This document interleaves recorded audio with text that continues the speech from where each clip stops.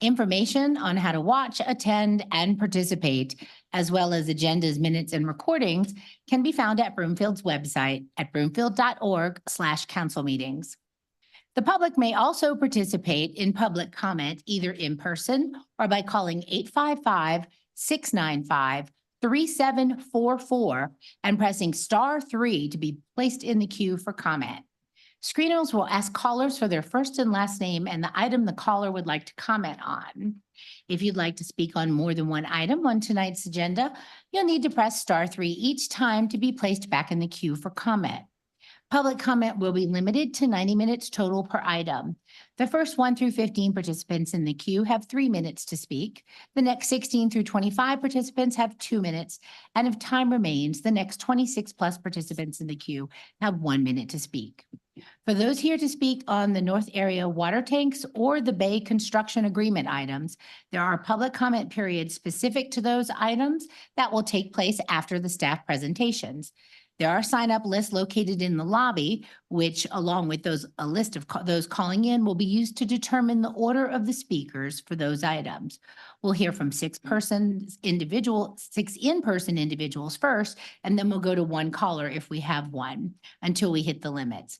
Priority will be given to those who are indicated their Broomfield residents on the sign-up sheet. Non-residents will have a chance to speak if time remains after Broomfield residents have made their comments.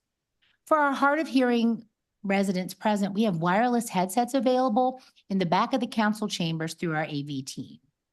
So the City Council regular meeting is called to order. We have Councilmember Cohen is excused and Councilmember Leslie is attending remotely. A quorum of the council is present. And we have some special guests, a Boy Scout troop here. So I'd like to invite them to come up to the podium and help us lead the Pledge of Allegiance. So please come on over.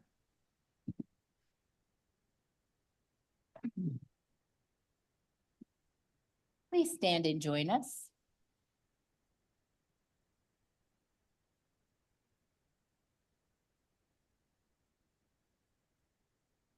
You guys get to start it. Pledge allegiance to the flag of the United States of America and to the republic for which it stands, one nation, under God, indivisible, and with liberty and justice for all. Thank you all so much. In an effort to keep order for tonight's meeting, I ask council members to limit their comments to 5 minutes. If council members are given an opportunity to speak for a second time on an item, they should limit their comments to 2 minutes. And we'll plan on a 10-minute break at approximately 8 p.m. We'll begin with council's review and approval of this evening's agenda. Council may add or remove items from the consent agenda, or council may revise the order of business for the meeting. Does any member of the council have any comments or questions regarding this evening's agenda? Are there any objections to this agenda being approved? Being none, the agenda is approved. The first item under petitions and communications this evening is a proclamation declaring August 2024 as Child Support Awareness Month in Broomfield. Will the staff representatives here to accept the proclamation please meet Mayor Pro Tem Schaaf at the podium?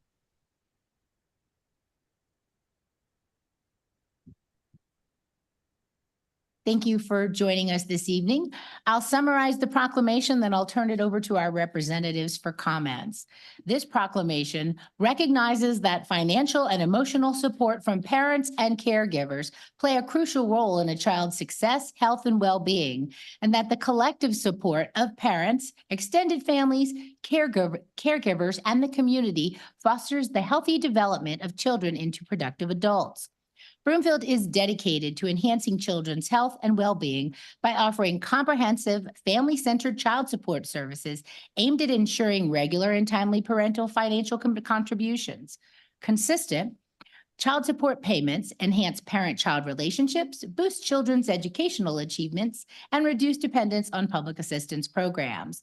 Therefore, as mayor, I hereby declare and proclaim August 2024 as Child Support Awareness Month in Broomfield, and join in honoring parents who diligently support their children and recognizing Broomfield's child support professionals for their commitment to treating families with dignity and respect. Would our representatives like to make any comments and introduce themselves? Thank you, Mayor, City Council, CCOB staff. I'm Karen Anastas. I have the privilege of overseeing our Child Support Services staff here in Broomfield. And have just a few pieces of information I thought might be interesting to those in attendance today. Overall, in Colorado ranks number 6 in across the 50 states in terms of child support collected. So in the upper tier of child support services being provided by our state. Specifically in Broomfield, we track how much money we collect, and consistently year in and year out, we exceed $3 million for those in our community. And for our unit, that equates to over 566,000 per FTE that we have. We have about 4 people that are responsible for this program. So significant achievements, just even on the personal note for that. We are fortunate due to the efforts of our staff that we rank in the top 3 of all areas in the performance identified in our state as important performance factors. And at this point, we sort of battle with Delta and Eagle in terms of our rankings, so they're always on our radar. So I'd be happy to field any questions you may have. Thank you very much, Ms. Nestos. Would Mr. Casey or Mr. Dewars like to add anything? Thank you, Mayor, Mayor Pro Tem, members of council, Dan Casey, Director of Human Services. Karen did an amazing job, so just want to acknowledge that. And really the $3 million that she referenced, that goes back to families to help care for the children in their care. So it's not that we're collecting it and doing something with it in Broomfield. That $3 million is actually going back to caregivers in our community, which is amazing. So, and that's all I have to say. Thank you. All right, well, we do take public comment on every agenda item. So if you would like to comment on this proclamation, you have an opportunity to do so. Don't see anyone. How about any questions or comments from City Council?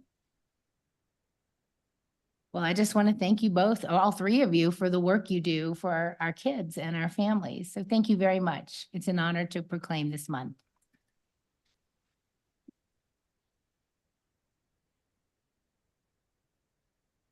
The next item under petitions and communications this evening is a proclamation declaring August 2024 as Broomfield Government Employees Appreciation Month in Broomfield. This is one of my favorite proclamations because we're incredibly fortunate to have the amazing staff we have in Broomfield. This evening, we have 3 tenured employees here to accept the proclamation on behalf of all employees, and that is Jeff Ruger, Anthony Tuca, and Katie Allen. Would you please join Mayor Pro Tem Schaaf at the podium to receive the proclamation? So Jeff Ruger, one of Broomfield's Deputy Directors of Public Works, will be celebrating 33 years of service this September. Anthony Tuca is a Chief Plant Operator of Wastewater and has been with Broomfield for 32.5 years. And Katie Allen is Co-Director of Community Development and celebrated her 29th work anniversary in June. So I would like to give you all a round of applause.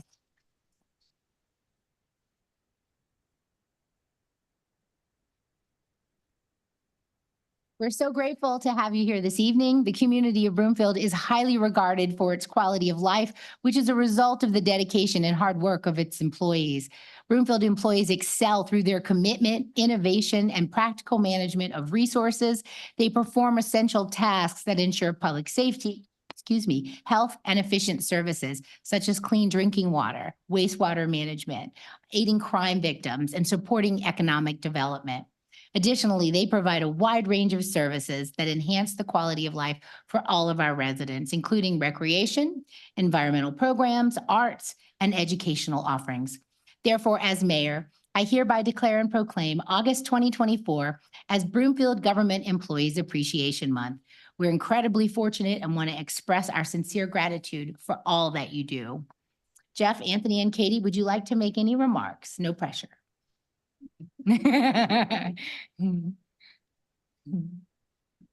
Miss Allen, you may want to start by indicating that all 3 of you started when you were 12. Yeah, well, it is true that I've worked here more than half of my life. I will say that. I appreciate this on behalf of all the employees of Broomfield. It's an honor to work here.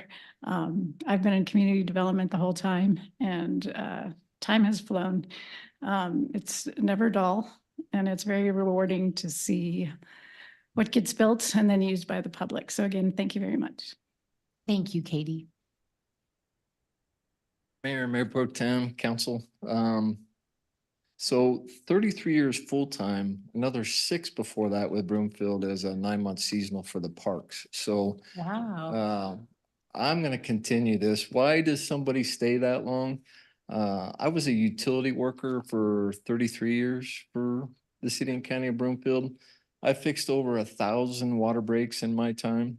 I did say the word, and that's a forbidden word in our industry because things happen when you say it. So I've done over 5,000 water taps and you know, I've been lured by other cities over the years, but I stayed true because I'm a city guy. I grew up in Broomfield. I get to provide the services to all the residents and the staff. I can't say enough. We developed a culture, a friendship, a family. Especially I want to sell one thing to y'all is in the 33 years, I want to give you a vision. You're laying in bed, it's snowing outside, and you get the call. You got a water main repair. So you have to get up, go out into the cold, get a crew, get the repairs, and you know you're 6 to 8 hours down the line. These things never happen on working hours. They happen late at night, weekends, holidays, kids' birthdays, anniversaries. So it takes a certain breed to want to continue down that road. And we do it because you guys in council, management, and staff, we provide the best services to the city and county of Broomfield residents, and that makes me proud and want to stay. So I'm here for the duration. I hope you'll keep me. So thank you. Thank you so much, Jeff. Anthony? Yep. Mm. Mayor Pro Tem, Council and CMO. It's 32 and a half years for me. So just a little bit, half of my life.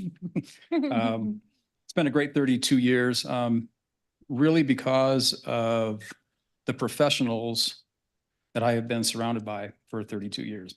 Ken, Dennis, all CMO. It's really all you guys that really made a great 32 years. So appreciate you guys more than anything. So thank you. Thank you all so much. And thanks to all of our team. It really is, we're only as good as the people who work with us. And that's defining about Broomfield. And I just want to take a little bit of personal privilege and say, I hear so many compliments. I get so many positive emails and so many calls thanking one employee for going above and beyond in a way that people never expected. I get those calls and emails all the time. And of course I share them on. So I know that our employees really do have service at heart because I hear the feedback. Would anyone in the public like to comment? We have public comment for this item as well. If not, then I'll go to council. Any comments or questions? All right, come on up, Janet. I've lived here since I was born in 61, and I have to admit that over my lifetime, I've never had any problems with anybody doing any repairs. It was always done immediately, and I understand all the late hours and the weather conditions. And as a construction person, I know the difficulties of that, and it's dangerous. Thank you. Thank you. Anyone else? Council? Any comments, questions? Well, I'll say it again. Thank you for your many, many years of service and dedication to Broomfield and for joining us this evening to celebrate. And thanks again to all of our employees.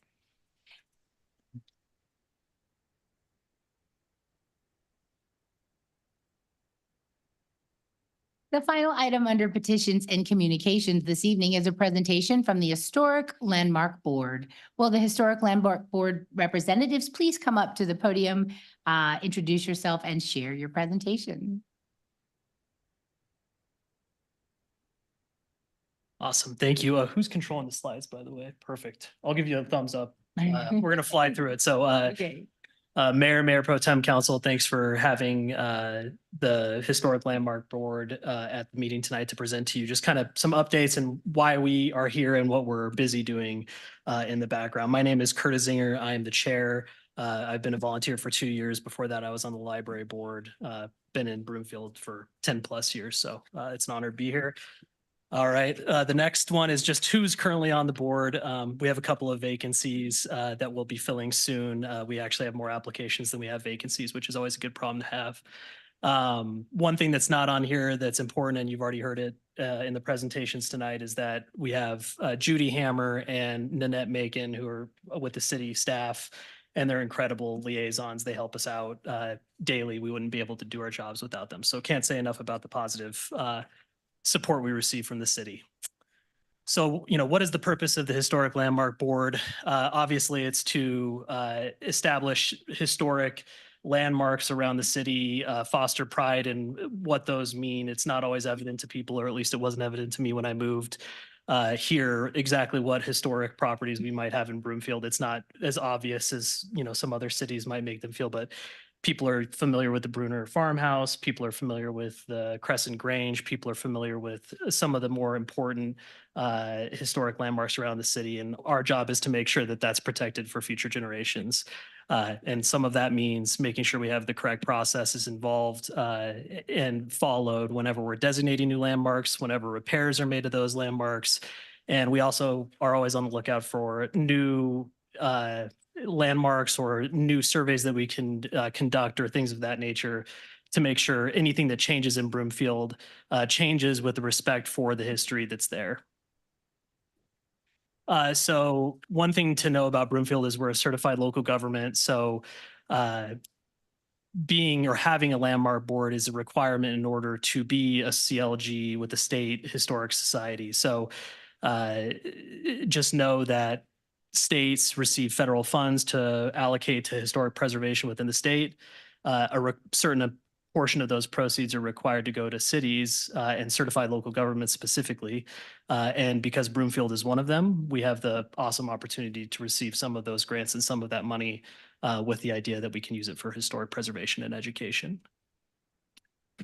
But, with that benefit of being able to take advantage of that money means we actually have responsibilities. We actually have to, play by the rules in terms of what we have to do and comply with in order to be LCLG. And part of that, as you can see, is having a creation or a commission rather, that is at the Historic Landmark Board of Broomfield. So Judy and Nanette, again, are crucial to making sure that we follow this long list of responsibilities and make sure we continue to have access to that money.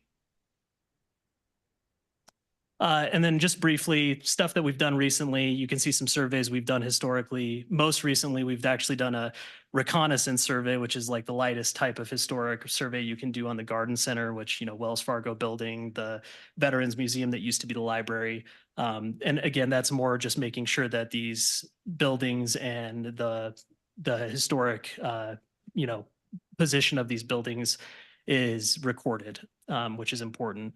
We have future surveys involved or planned, and then something that we do and have done twice since I've been on the board, 2.5 years, and as recently as last week, is we actually review applications for certificates of historic appropriateness. So the Bruner Farmhouse deck needs to be replaced. How can we go about doing that in a way that respects the history of that building and make sure that it's preserved? So we are doing our job day in and day out. These are things that you might have seen. I mentioned a couple of them already. Obviously, the Depot Museum and Honey House are two that I didn't mention before that are obviously very present in people's minds in Broomfield. Couple of final things here. Education and public outreach. We're proud of a QR code project that we undertook this past year, and it's bleeding into 2024, but soon you'll be able to go to these historic landmarks. You'll see something that looks a lot like what you see up here in a QR code. That'll take you to a landing page where you can learn more about that building. So again, it's just building out the education and the resources portions of the historic components of Broomfield. One other thing that you might have seen on social media is there were some social media posts that we helped curate that celebrated Historic Preservation Month in May. So you might have seen some of those posts. And then one thing that we're continuing to be proud of is involving students and youth. We try to involve them in surveys as much as possible. And we have a group of 18 Broomfield students that are actually working with the National Park Service this summer at Mesa Verde. So we have a good legacy of historic preservation in Broomfield. And then just to put it on your map, we are in the process of reviewing a historic preservation plan with Judy, who's working tirelessly at making sure that we have good precedent from other cities and that we appreciate and respect kind of traditions in that in those types of preservation plans. That's it. Thank you for your time. Thank you so much for the update and for all of your diligence this past year. I appreciate you coming to give us the latest news. We have public comment option if anybody would like to comment on the historic landmark presentation. All right, any council comments or questions? All right, well, we're going to just thank you very much Thank for. you. Oh, sorry, Mayor Pro Tem Schaaf. Thank you, Mayor. Sorry, I was a little slow in getting my button pushed, but thank you for your presentation and providing the opportunity to highlight once again our amazing staff. You know, I always say that, you know, our Broomfield's greatest assets, in addition to many of the assets that we have, but our greatest asset that we have is our Broomfield staff. And I would echo what you had said, that our Broomfield staff really makes these committees work alongside our residents that are so passionate about these subjects. So thank you for your time, and thank you to the committee as well. One of the pieces that you had on there was in 2024, 2025, there will be the Broomfield Heights first filing survey done. I recall from my early days on council, I think it was about 2018 or so, there was conversation around some type of survey or some type of historical work that was being done in first filing. This set off some residents in terms of concerns about how that was done and those conversations, what was going to be required. How is this survey going to look different than that work that was done then? And how do we avoid some of those pitfalls? Yeah, it's a great question. It was actually brought up at a recent meeting for those of us who weren't present or at least aware of those discussions that were being had.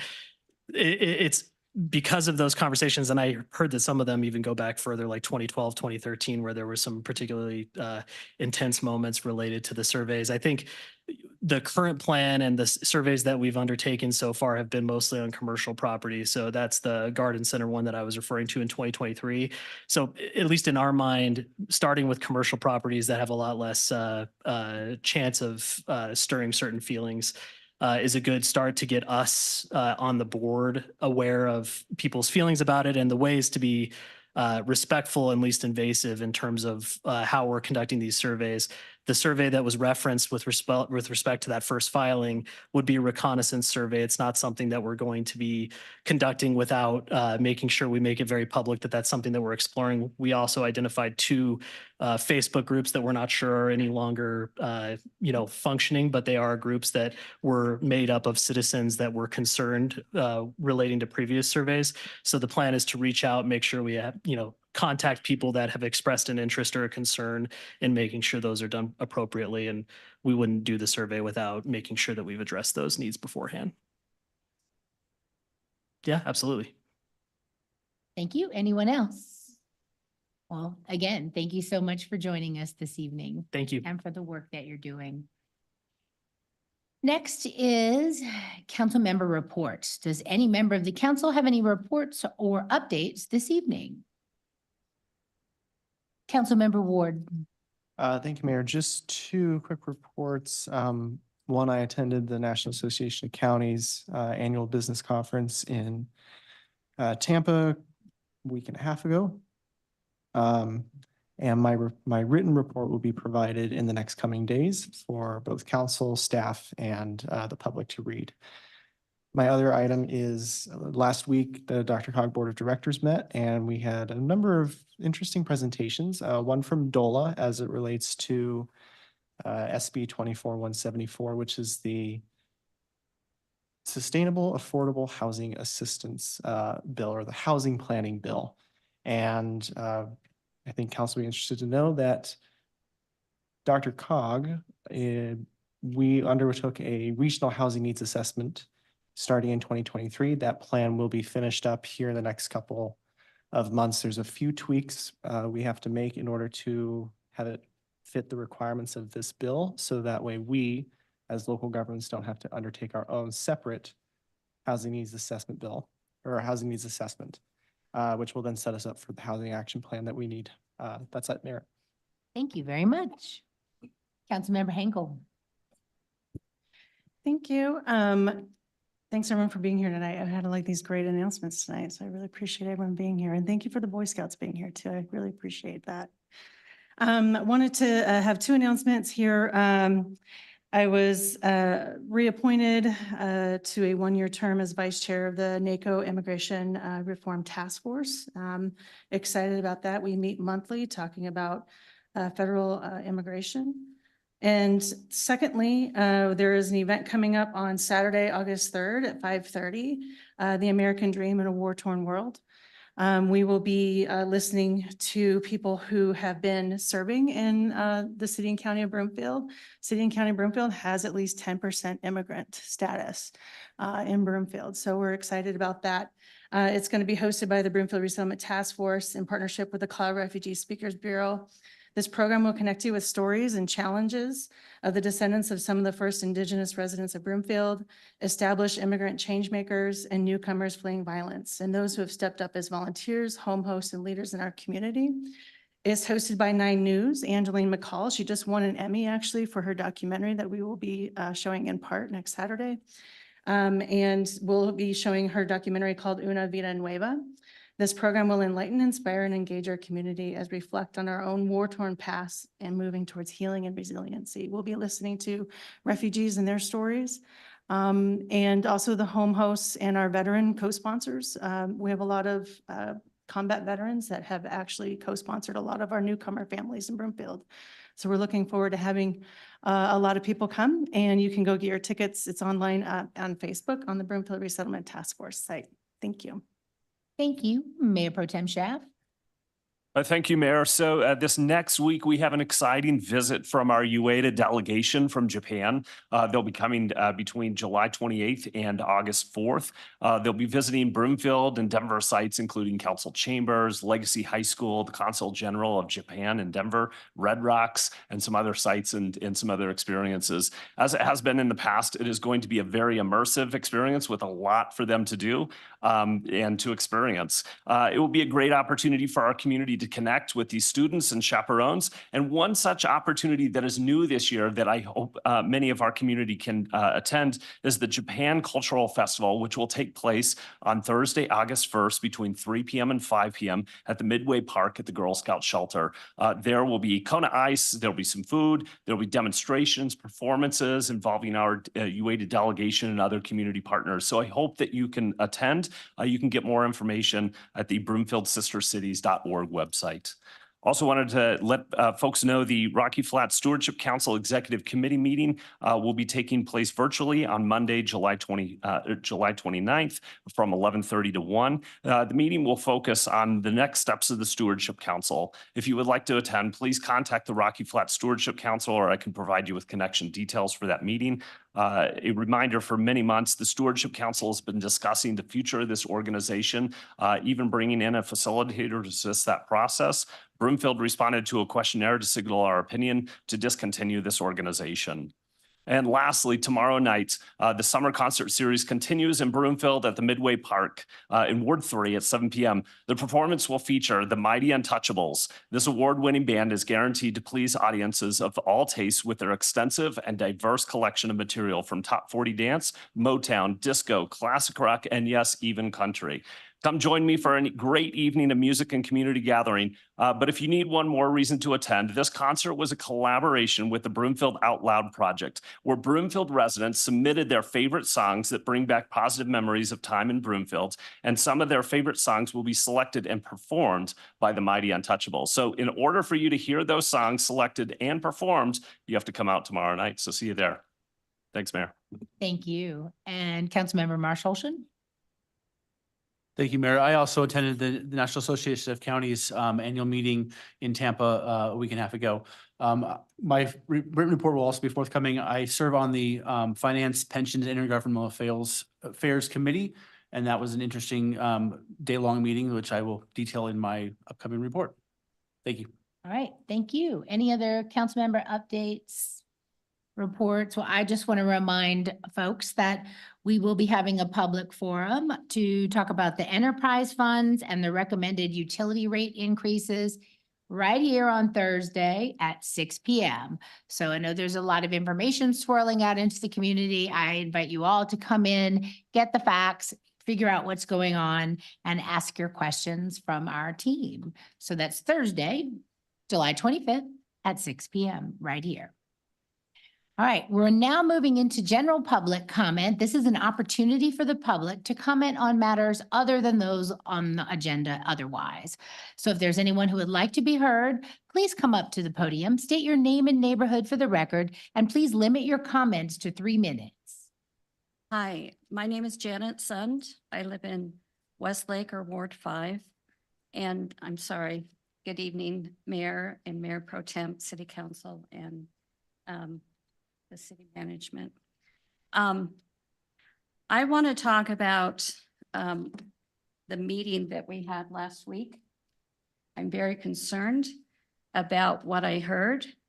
The information that came out was very egregious to me, that money was not appropriated correctly to get our infrastructure done.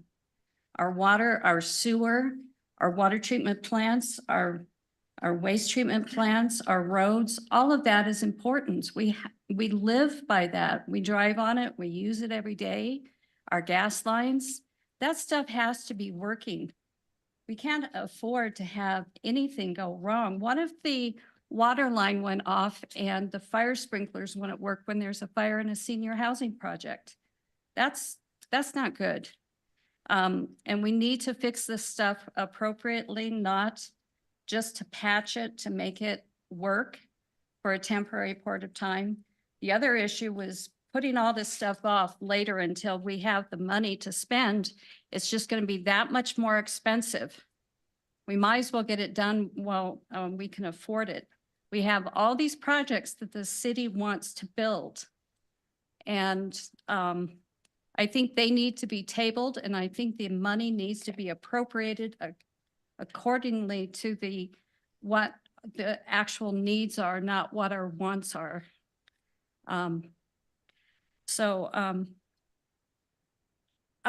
think there needs to be accountability. Jennifer Hoffman, you have been with the city for 25 years from what I assessed. You've been in city management. You've been on with all these different departments. You've managed the infrastructure. You've managed this whole thing is under your preview. And I don't buy it 1 minute that you didn't know what was going on and that you just let it slide just because things were going well for the city and you just kept thinking we would grow and grow and grow, and you kept putting money off to those projects and neglecting our people. That's totally wrong. And it was also mentioned that there's a lot of documents that were not filed correctly, papers that were lost. There were 70-something different ponds that were found that we need to manage. And then the excuse was given that we don't have the paperwork on it, or it wasn't filed, or it was missed. Janet, your Well- time has expired. Your 3 minutes is up, so. Okay, thank Thank you. you. I think I got my point across. Yes. Next. Good evening. Hi, I'm Andrew Sorensen. I'm a homeowner in the Baseline neighborhood in northern Broomfield. I've spoken to several city council members and a couple of staff about the Center Street District, which is set to be a key part of our neighborhood, as well as one of the economic catalyst zones in the city, which I hope becomes a nice revenue source for the city. I want to start by saying thank you so much to all of the city council members and staff who we've spoken to so far. You've been so helpful and responsive, and it's really encouraging to us to see city government so interested in what we have to say. I'm part of a group of residents who will likely be showing up more regularly here to talk about the Center Street District. Not everyone in our community feels the same about the every aspect of this development, but by and large, the promise of Center Street is why we live here in Broomfield. Based on a neighborhood survey we developed, people in our neighborhood overwhelmingly support the concept that the developer McWinney has put forward. We hosted a couple of city council members, Councilmember Anderson, Councilmember Leslie, for a meet and greet recently. Thank you so much for coming. We really appreciate your time and listening to our residents. We heard that there are some strong feelings that people really want this project to get done.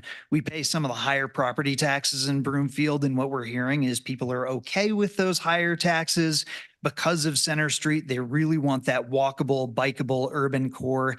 However, they're not willing to pay those higher property taxes forever without the payoff. Ultimately, delaying this project further could create some risk. There are people in our neighborhood who are talking about moving. There are, as we heard from McWinney in their March presentation here, the character of the project could change as retailers back out. And I would encourage council, as you review materials coming up, to do what we can to collaborate on some of those finer details that you all are interested in down the line. But for now, we need to keep that 30,000 foot view. It won't be perfect. Not everyone's going to get what they want, us included. In the spirit of speeding things along, we've launched another survey for anyone in Broomfield. I've given staff a QR code, which I believe is going to be available in the correspondence folder of this meeting for people to go and find and take that survey. We want to hear from people in Broomfield on what they want to see in this development. We'll give that data to the city and McWinney to help illuminate some common areas of interest. So far, we've received more than 100 responses, which is about a third of our goal, coming along nicely. Thank you to everyone who has so far lended your voice to this project moving forward. If you haven't taken it, I really hope you do, because we know that the folks up here are listening. Thank you again for your support for this project. We really appreciate it. Thank you very much. Next. Hello, Mayor and Council, Pizza Pete, and I've missed you so much. I'm so glad to be here. My life's been a little bit chaotic. I haven't not been here because I don't want to be here. I've been here because I've had things to deal with. So I want to be really quick. Do you all know that I built a bicycle parking lot of dreams at IPI? It's got 27 spaces. And my dream was that, just as with the Field of Dreams, that I would build it and bicyclists would flock to the bicycle parking lot. And it hasn't happened exactly the way that I wish, but being the persevering fellow that I am, I have put out a challenge to see 27 bicyclists come to my parking lot on Tuesday next.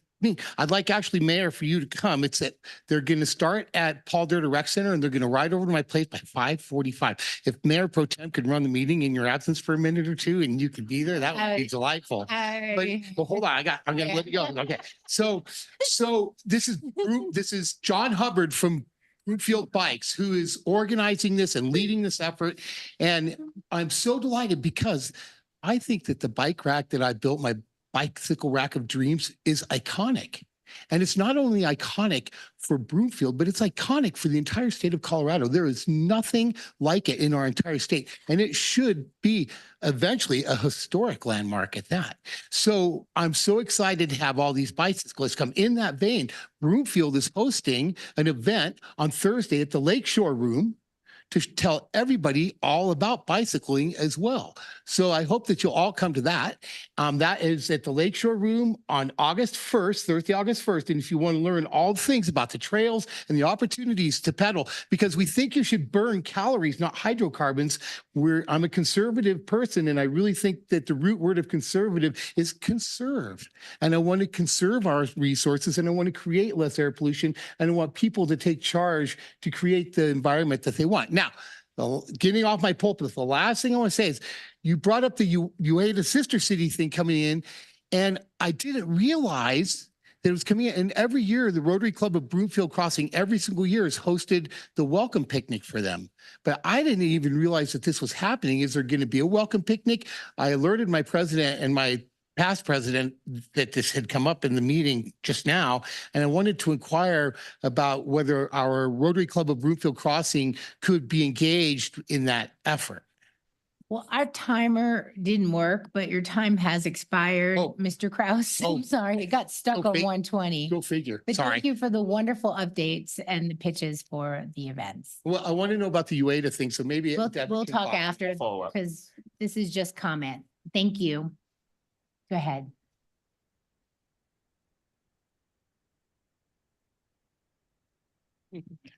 Good evening, Mayor, Mayor Pro Tem, Council. My name is Bridget Hip, and I'm joined here by Marvin. We're here representing Friends of Broomfield. We would like to thank the city. For the last 15 years, we have been recipients of a grant through the Human Services grant, and it has helped provide critical funding for our programming. If you don't know, Friends of Broomfield provides services to intellectually and developmentally disabled adults here in Broomfield. And we would like to extend an invitation to council and mayor to our event coming up on August 11th, our luncheon and fashion show. So we have invitations for you all here tonight. Oh, great. And would like to invite you all to our event. Wonderful. Thank you so much. Thank So you. where is it going to be? We'll be at the Chateau. The Chateau? Okay, well, thanks for the invitation and thanks for the personal invitation. Thank you. Mhm.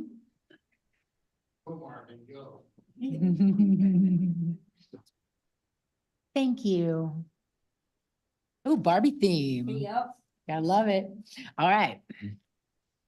Hi, hello, everybody. I'm new to this. This is my first time to a council, but hello. Hello. My name is Kathy and I'm with Mayor Monty Farm and I've been here and in Broomfield since 98. And what brought me here today was this article about a 50% increase in fees for utility fees. I've never had a 50% raise. It's ludicrous that you're going to increase fees for up to 50%.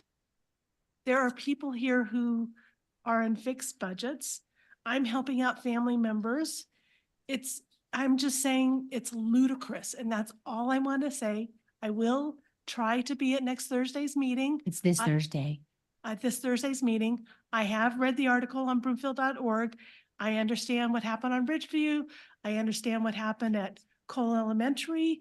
I was one of the people who reported it at Cole Elementary to their security department. So I understand things could be failing, but 50% can hurt a lot of people and it's just ludicrous. Okay, that's it. Thank you.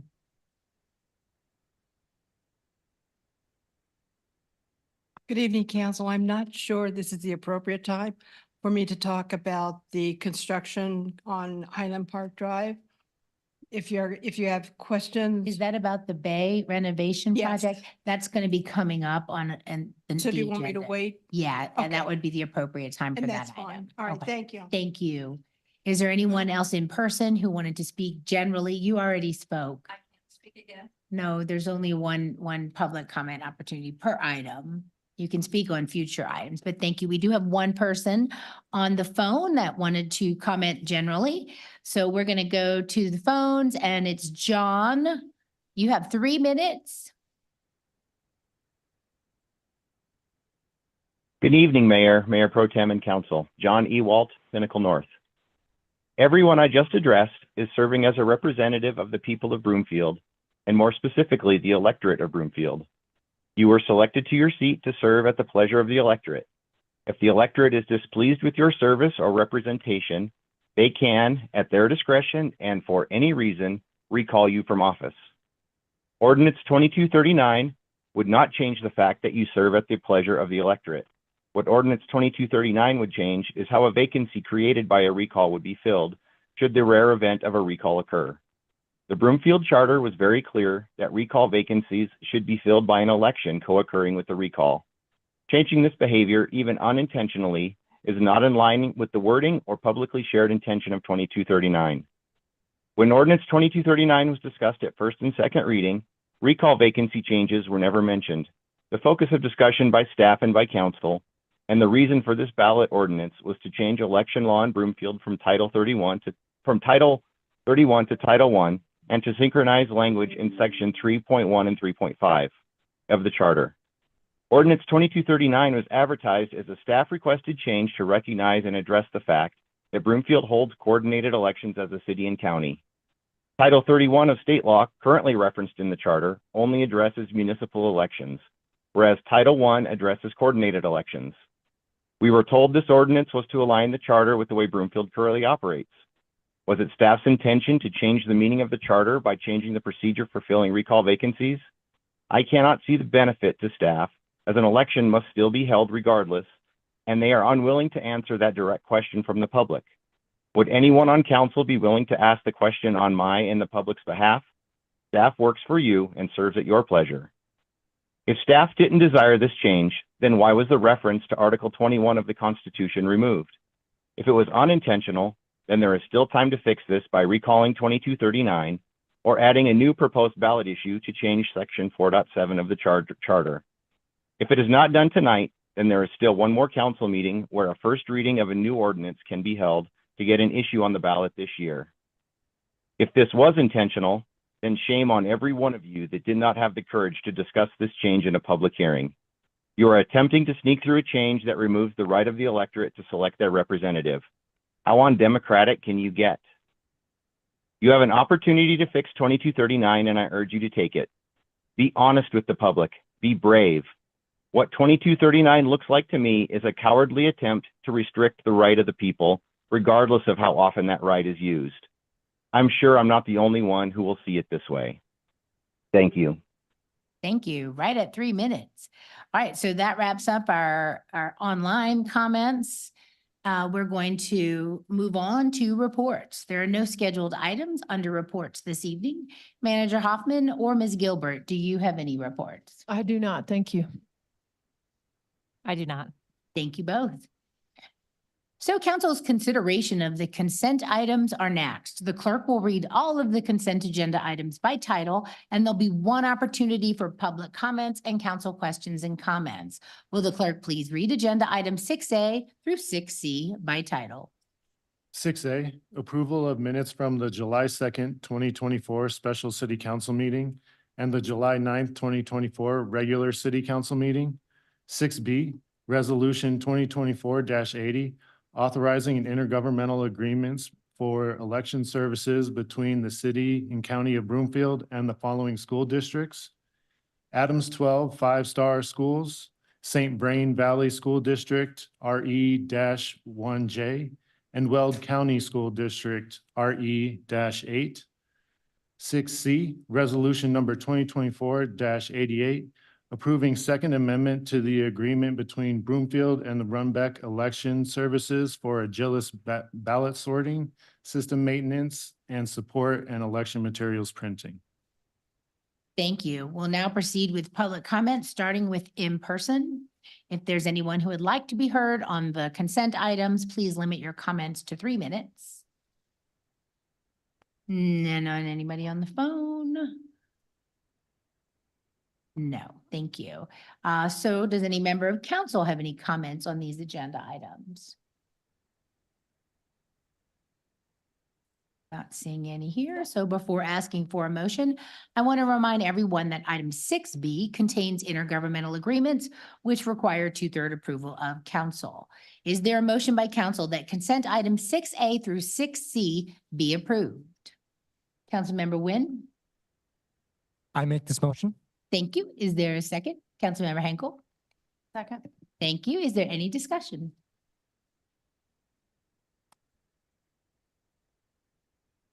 No? No discussion. Okay, cool. Well then, council, please cast your vote electronically. Councilmember Leslie, please state your vote verbally. Yes. Thank you. All council members have entered their vote and the results will be displayed on the screen. That passes unanimously 9-0.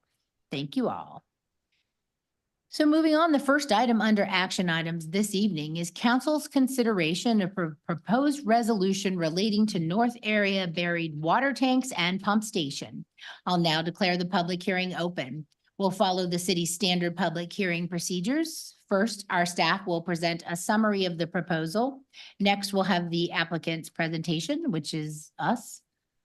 Then we will ask for public comments and final comments from the applicant, and finally questions from city council members. So council has a copy of the agenda memorandum, which I'll ask our staff to summarize. Thank you, Mayor, and good evening, community and council. Anna Burton-Zetti, Co-Director of Community Development, is going to introduce this item.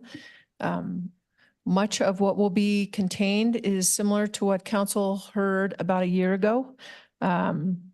And as we are the applicant, Ken Rutt, Director of Public Works, is also here, and he'll go through the site development plan from the redesign for fully buried tanks. We will, at the conclusion, have a decision for council to make, which is two options, whether we move forward on a buried tank or we move forward on the partially buried. With that, Ms. Burton-Zetti, please introduce us to this item. Thank you for the introduction and good evening, Mayor Pro Tem, City Council. If I could have the next slide, please. So this is the second public hearing, as was just mentioned, regarding the water tanks and pump station that are proposed within the Anthem filing number 24 neighborhood. The staff memorandum that was prepared this evening, together with the staff memorandum that was prepared in September for this meeting in September, it was September 26th, specifically in 2023, provides a very detailed history for this project. The location for these water tanks has long been proposed for exactly that use, water tanks. Last September, council reviewed a site development plan for the tanks and pump station that featured partially buried tanks. After reviewing the information available at that meeting and considering the public testimony, City Council voted to table the proposal and provided direction to staff to have the plans revised to include a fully buried proposal. These revised plans are now coming back before City Council this evening for consideration and for additional public hearing this evening. Next slide, please. The subject revised proposal, as I mentioned, includes the installation of 3 fully buried municipal water tanks. The plans also include a pump station and associated facilities. All facilities are proposed to be constructed south of the residential properties within the Anthem filing number 24 neighborhood, which is also called Anthem Reserve. 2 of the proposed tanks are about 135 feet in diameter and are for potable water, while the remaining one will be 154 feet in diameter and is a reuse water tank. These structures are intended to provide necessary potable water for new and existing developments in the area of Broomfield that are generally located north of 144th Avenue. The pump station design has not significantly changed. It's very consistent with what has previously been before City Council in September 2023. It's located to the south of the existing parking area. Many of the key elements of the original design, including the trails, the hilltop view location, access path, these are all very consistent with what had been proposed with the original design in September of 2023. Fencing is proposed around the underground tanks, just as it was proposed around the partially buried option. Next slide, please. The provided images are example renderings of what the proposed buried versus partially buried tank structures would look like once completed. As you can see, the buried tank is located fully underground with the exception of lighting that would be on the surface as well as the access hatches. As I mentioned, there'd also be fencing, but that is not shown in the image. In contrast, the bottom picture shows the partially buried tanks with approximately 8 to 10 feet of the tanks above the ground. With the fully buried design, the access hatches, as I mentioned, must be above the ground. They're about 6 feet each. And as I mentioned, there's also fencing around each option. Next slide, please. These are the provided images from the southern elevation of the site, with the top image showing the buried tank option and the bottom image showing the partially buried design. I mean, these are really hard to see on the screen, so I'd recommend viewing these through the staff memorandum. There are links available in the staff memorandum. Next slide, please. This is the fence, as I mentioned. It's about 7 feet in height. It's a security fencing type. It is required to secure the area. And as I mentioned, it's for either of the design options. Next slide, please. The Broomfield Comprehensive Plan designation for this location is open lands. Our comprehensive plan specifies that open lands are for public and private lands acquired or preserved in the public interest. They serve a variety of functions, including conserving and protecting natural, cultural, historic, and scenic resources, providing opportunities for recreation, shaping the pattern of growth and development, and preserving agricultural resources. Municipal facilities, such as the water tank, are permitted in the open lands land use category, so this use is consistent with the comprehensive plan land use plan. While the water tanks will be constructed entirely on the designated municipal tract E of Anthem filing number 24, the proposed pump station and associated parking and generators are located on tract B, which was dedicated as open space to the city and county of Broomfield. The city and county of Broomfield charters provide specific direction for construction within properties that had been dedicated as open space or were acquired with open space funds. And which is, as I mentioned, how this parcel was acquired. The charter outlines that changes in use involving less than 1 acre of land are exempt from what's considered a change in use requirement of the charter. The improvements located within Tract B are about 0.69 of an acre, so less than an acre in size. So they do not trigger the change in use as described in the charter. But City Council will still need to confirm the exception due to the size being under an acre, and there will be a payment that is required to the open space to compensate for the use of the property. I will also mention that this is a slightly smaller area than it was included with the partially buried design. So the partially buried design would have impacted 0.85 of an acre of the open space. Next slide, please. A study session was held in January of 2023 regarding the tank location. As is required for site development plan amendments, a neighborhood meeting was held prior to the formal application being filed. The Land Use Review Commission also reviewed this proposal. That was done in July of 2023. They recommended denial of the application by a unanimous vote of 7-0. Details regarding the Land Use Review Commission's review of the proposal, as well as their findings, are included in the staff memorandum. As this project was tabled and not continued to a specific date, all the public hearing notice requirements were met for this hearing this evening, including mailed notices, a sign on the property, and a notice in the Broomfield Enterprise. As noted in more detail in the staff memorandum, residents have identified concerns with the proposed water tanks in this location. The correspondence folder includes emails and written correspondence received over the course of this project, as well as a Broomfield Voice report that contains comments submitted via the website. This concludes the Planning Division staff presentation regarding this request. And as was mentioned, Mr. Rudd is here this evening as the applicant. Thank you, Ms. Burton-Zetti. Mr. Rudd, you're up.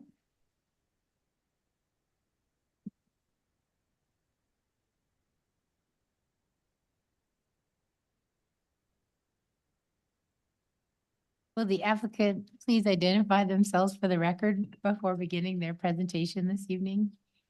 Good evening, Ken Rutt, Director of Public Works. It's my pleasure to be before you, Mayor Pro Tem, Council, Manager Hoffman. Tonight, we're going to present on the North Area water tanks and pump station. Next slide. So some of the key points that when we consider looking at the North Area water tank is water planning is really a key function for staff. It involves community development, engineering, public works, and our finance department, along with our city managers. We evaluate and project our infrastructure system's ability to meet demands annually, and we develop 5-year, 10-year, and 20-year plans. The planning for the North Area water tanks began in 2003. Staff reviewing the proposed Preble Creek development worked with the developer and identified the needs for the additional water storage tanks to include the best location to maximize high volume water storage tanks, not only for the added benefit for the new installations, but over the overall capacity of Broomfield's water system. And then in 2016, the location and the tract of land was set aside for the water tanks. This was followed by continued planning in 21 and 22 with our preliminary design and feasibility report for the sizing of the tanks and the pump stations. Operational needs to supply water to the east of Main Street as development increased demands over the past 24 years. Broomfield's population has doubled from the 38,200 72 folks to 76,860 at the end of 2023. Next slide. So over the past 20 plus years, growth north of 144th Avenue, along with the 3,000 acre Preble Creek development, now known as Anthem, the Anthem developments and the baseline to include Wildgrass, Spruce Meadows, Red Hawk Estates, and Westbrook, as well as the development north of Highway 7, have increased water usage and demands requiring the city to implement our long-term water supply planning for the north area tanks. Next slide. So with our water demand planning, one of our most critical components that staff continuously evaluates. And as part of this effort, staff, along with our engineering partners, Burns and McDonald and Arcadius, ran two different models. The red line that you see in the graph here used the more conservative community development projections, and the blue line used our most recent water demand data. Both models confirm the need for the additional water storage. The red line shows the water tanks to be online in 2026, and the blue line, the water tanks online in 2029. While the critical path, municipal water systems must be designed and operated to meet peak hour, peak day, and emergency fire flow, along with maintaining minimum pressures within the water distribution system. Not only is this critical for proper operations, it is important to ensure water quality and preventing pipeline breaks from pressures exceeding the available water and contamination from backseepage. Construction timelines are critical path to continue moving forward with this water project. We are projecting a minimum of 24 months, which would include no weather delays or supply chain issues. So we are planning for a timeline of 30 to 36 months. Next slide.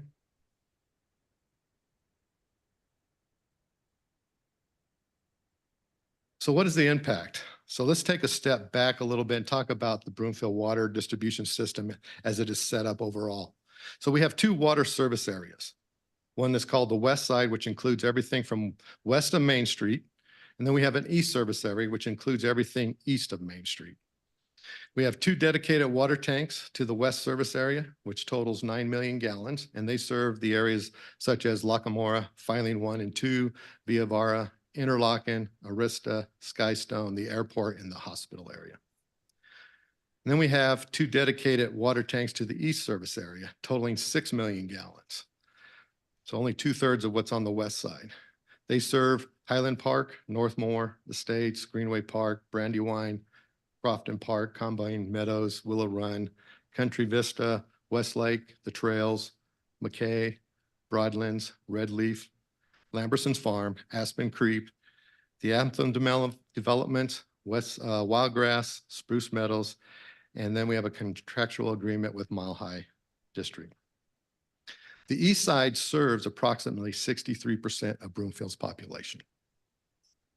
The north area tanks will add 6 million gallons to the east service area. Next slide. So on this slide, just a repeat of what was shown earlier, where the tanks are presented to be located. Next slide. Here we show the two proposals. The buried location is on the left and partial buried is shown on the right.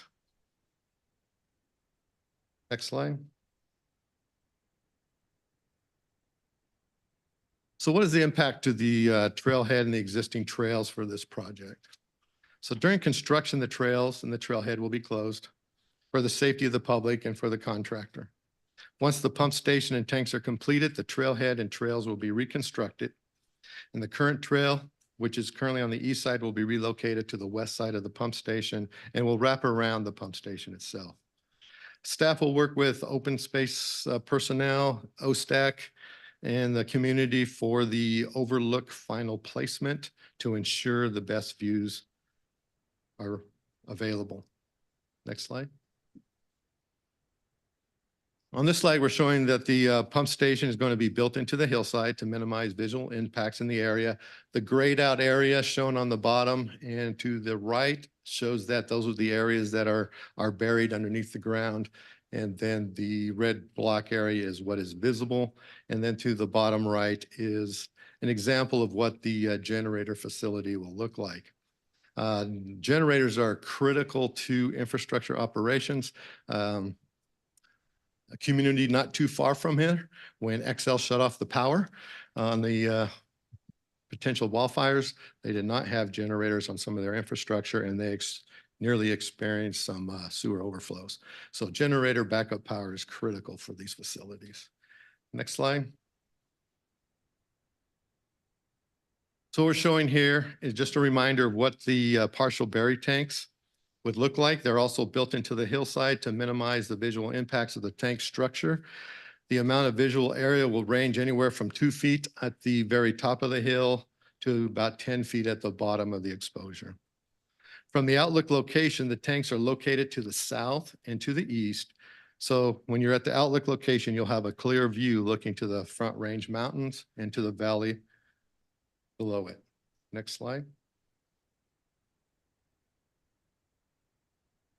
So in this slide, we're showing the contrast, representing a comparison between the partial and the buried views.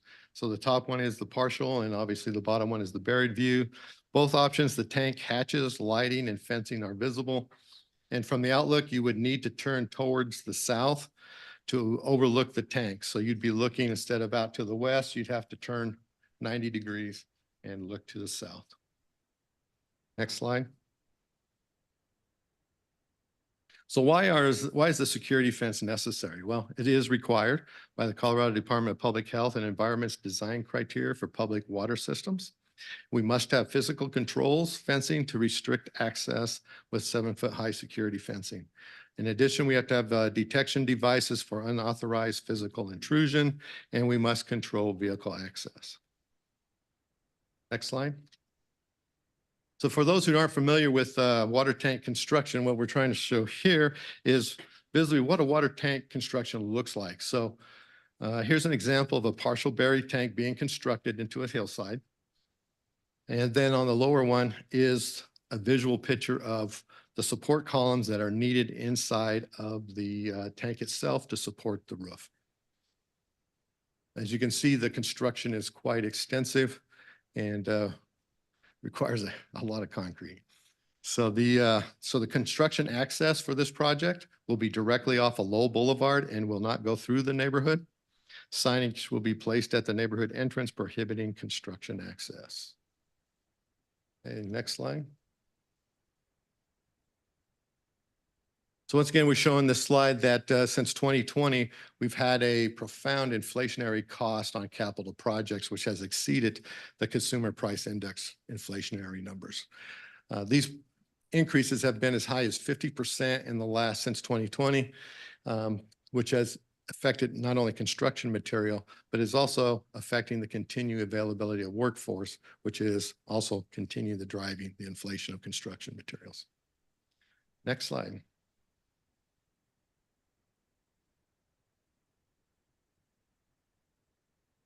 So as seen on the last construction cost slide, you can see the cost has increased over time. Last September, at which time the estimated cost was 80 million for the partially buried tanks, which was based on a 60% design. The buried tank option cost opinion was around 7 million. The redesign effort consisted of about $722,000 for engineering and an additional $141,000 for pre-construction services by our contractor, for a total cost of $863,558 for the redesign effort. So today, the updated estimated cost for the partially buried tanks is $84.7 million. The buried tank estimate is at $91.4 million, for a difference of approximately $6.4 million between the two options. And these are based on 100% design drawings. Next slide. And I should say these costs are provided also by the contractor and verified by our engineering firms. What's the cost impact? The North Area Tank project allocation is 60% for current residents and 40% for future growth. So why does this matter? The 60% of the costs are accounted for as part of the water rates, and the future growth is part of through water license sales. So the impact to our current residents is the proposed enterprise utility rates that we presented last week included the partial buried tank option. The buried option is projected to add an additional $6 per month to every residential water bill. Next slide. So the North Metro Fire Rescue District also supports this project. They value in their statement to us, in their letter, which is more fully described here, is that they value Broomfield's foresight to plan for and construct additional high volume water storage tank, not only for the added benefit of its current residents, but for the overall capacity of Broomfield's water system. It is absolutely necessary to serve the northeast portion of the city and county of Broomfield. The fire department also indicated they appreciate the design provided for some redundancy and hydraulic advantages by locating these water tanks at the high point in a relatively close proximity to the area they are primarily intended to serve. In the event that pumps should fail to operate, the additional elevation will help provide minimal needed head pressure within the pipe network to add fulfilling the fire flow demands during a fire emergency. So with this, it ends our presentation. All right, thank you very much, Mr. Rutt. So we'll now proceed with public comments, which will be limited to 90 minutes total for this item. For those here to make public comments tonight, thank you. This is the continuation of a hearing that started September 26, 2023. We also want to share with our residents that council has reviewed and remembers the emails and correspondence submitted to the city for that initial hearing, and those remain in the record. If your comment repeats everything the person said prior, this will help with time, and we appreciate your cooperation. We do have people that have signed up, Mr. Kraus. I don't see your name, but there's only 4 signed up. So if you want to wait until we go through the list of those who signed up, there'll be plenty of time for you to comment. We'll hear from 6 in-person individuals, then 1 caller until we hit the limits addressed earlier. Priority will be given to those who indicated they are Broomfield residents on the sign-up sheet. Non-residents will have a chance to speak if time remains. As we call your name, please come to the podium, state your name and neighborhood for the record, and limit your comments to 3 minutes. And if you're joining by phone, we'll start with those already in the queue for this item and get to you after the first 6. If you have not already, please press *3 to be placed in the queue. The focus during this time is on the person speaking at the podium. I ask for individuals not speaking to be respectful and not talk over, yell out, or clap while others are speaking. This is disruptive to the meeting and takes away from that person's time. Also, please don't clap in between speakers. We have a lot of people who want to speak, and we want to hear from as many as possible in the 90 minutes we have. So I appreciate everyone's cooperation in this regard. So we'll start with our first commenter that signed up, and that's Janet Sund. That's fine, Mr. Kraus. All right, guys. Hi, my name is Peter Kraus. I'm in Eagle Trace North, and the first meeting that I came to as I was running for city council to kind of get prepared for this process was the September 26th council meeting. The council collapsed. And I'm telling you, I went home from that meeting and I did not intend to come to a meeting and walk away livid. I had never seen a bunch of pandering like I saw at that meeting in my entire ever. I was shocked. That land was located and identified in 2003. And January 17th, council listened to our staff give a fantastic proposal, which they did on September 26, 2023. It was a fabulous proposal, staff. Way to go. Good job. And council voted it down, shockingly. Because why? There was about a dozen citizens that have their house that would have not been able to see a little bit because of those tanks. So on January 17th, the council instructed them, and on the 26th, council collapsed. So here we are. The increased cost of the full burial, the increased maintenance costs of buried tanks. It's not even included in this conversation. I went to Mount Broomfield as designated by a child caller at the end of the September collapse. There wasn't a soul on Mount Broomfield. And I fail to understand how this site could be designated the hallowed Mount Broomfield. There were about 6 to 8 houses whose view would have been obstructed. It seems to me that the visual impact of a dozen noisy affected citizens was prioritized over the citizenry of the taxpayers of this town. Spending $6.4 million to mollify 6 families, about $1 million per family, is negligent, straight up. If you go and you look at the water tanks at 136th and Cole Street, where they're standing fully above ground, which these should be fully above ground, these shouldn't even be partially buried. And how many people complain about those water tanks to you, Ms. Lim, or to you, Mr. Schaff, in your district saying these things are an eyesore? I'll bet the answer to that is 0. I implore council to have a backbone to stand up to those 6 or 7 households that are going to be affected by the partial burial proposal and pass the partial burial proposal, and do not, and particularly when you're saying, oh, we have to have a 50% increase in water rates because we don't have enough money for infrastructure, and we're going to waste $6 million on fully burying water tanks so that a dozen families aren't going to have to look out and see a water tank, which is central to our community, central to our lives. It's central to who we are, the water is, and we don't want to look at it. It's really a bummer, guys. So I hope that you'll have the political courage to bury this fully buried idea and resurrect the partial burial idea. Thank you. Thank you very much. Next, please. Yeah, I'm sorry, it is Rick Fernandez. I knew you knew. Did you know you were second? Am I becoming famous? No, I You're apologize. second. We have- Fernandez, Broomfield Heights neighborhood, Mayor Pro Tem, staff, council, thank you for the time. Start by saying I do a lot of running and jogging in Broomfield, not very fast, but I do run by the water tanks on a pretty frequent basis on 136. They're there. You notice them, sure. But I know as I go up that street, they're there. It is what it is. My concern and what I want to leave you with tonight is it's a matter of priorities. And I agree with what Mr. Kraus just talked about. Knowing that it's been exactly 302 days since you even talked about this after you did kick this can down the road, to hear tonight that it's a $20 million increase in cost compared to last September.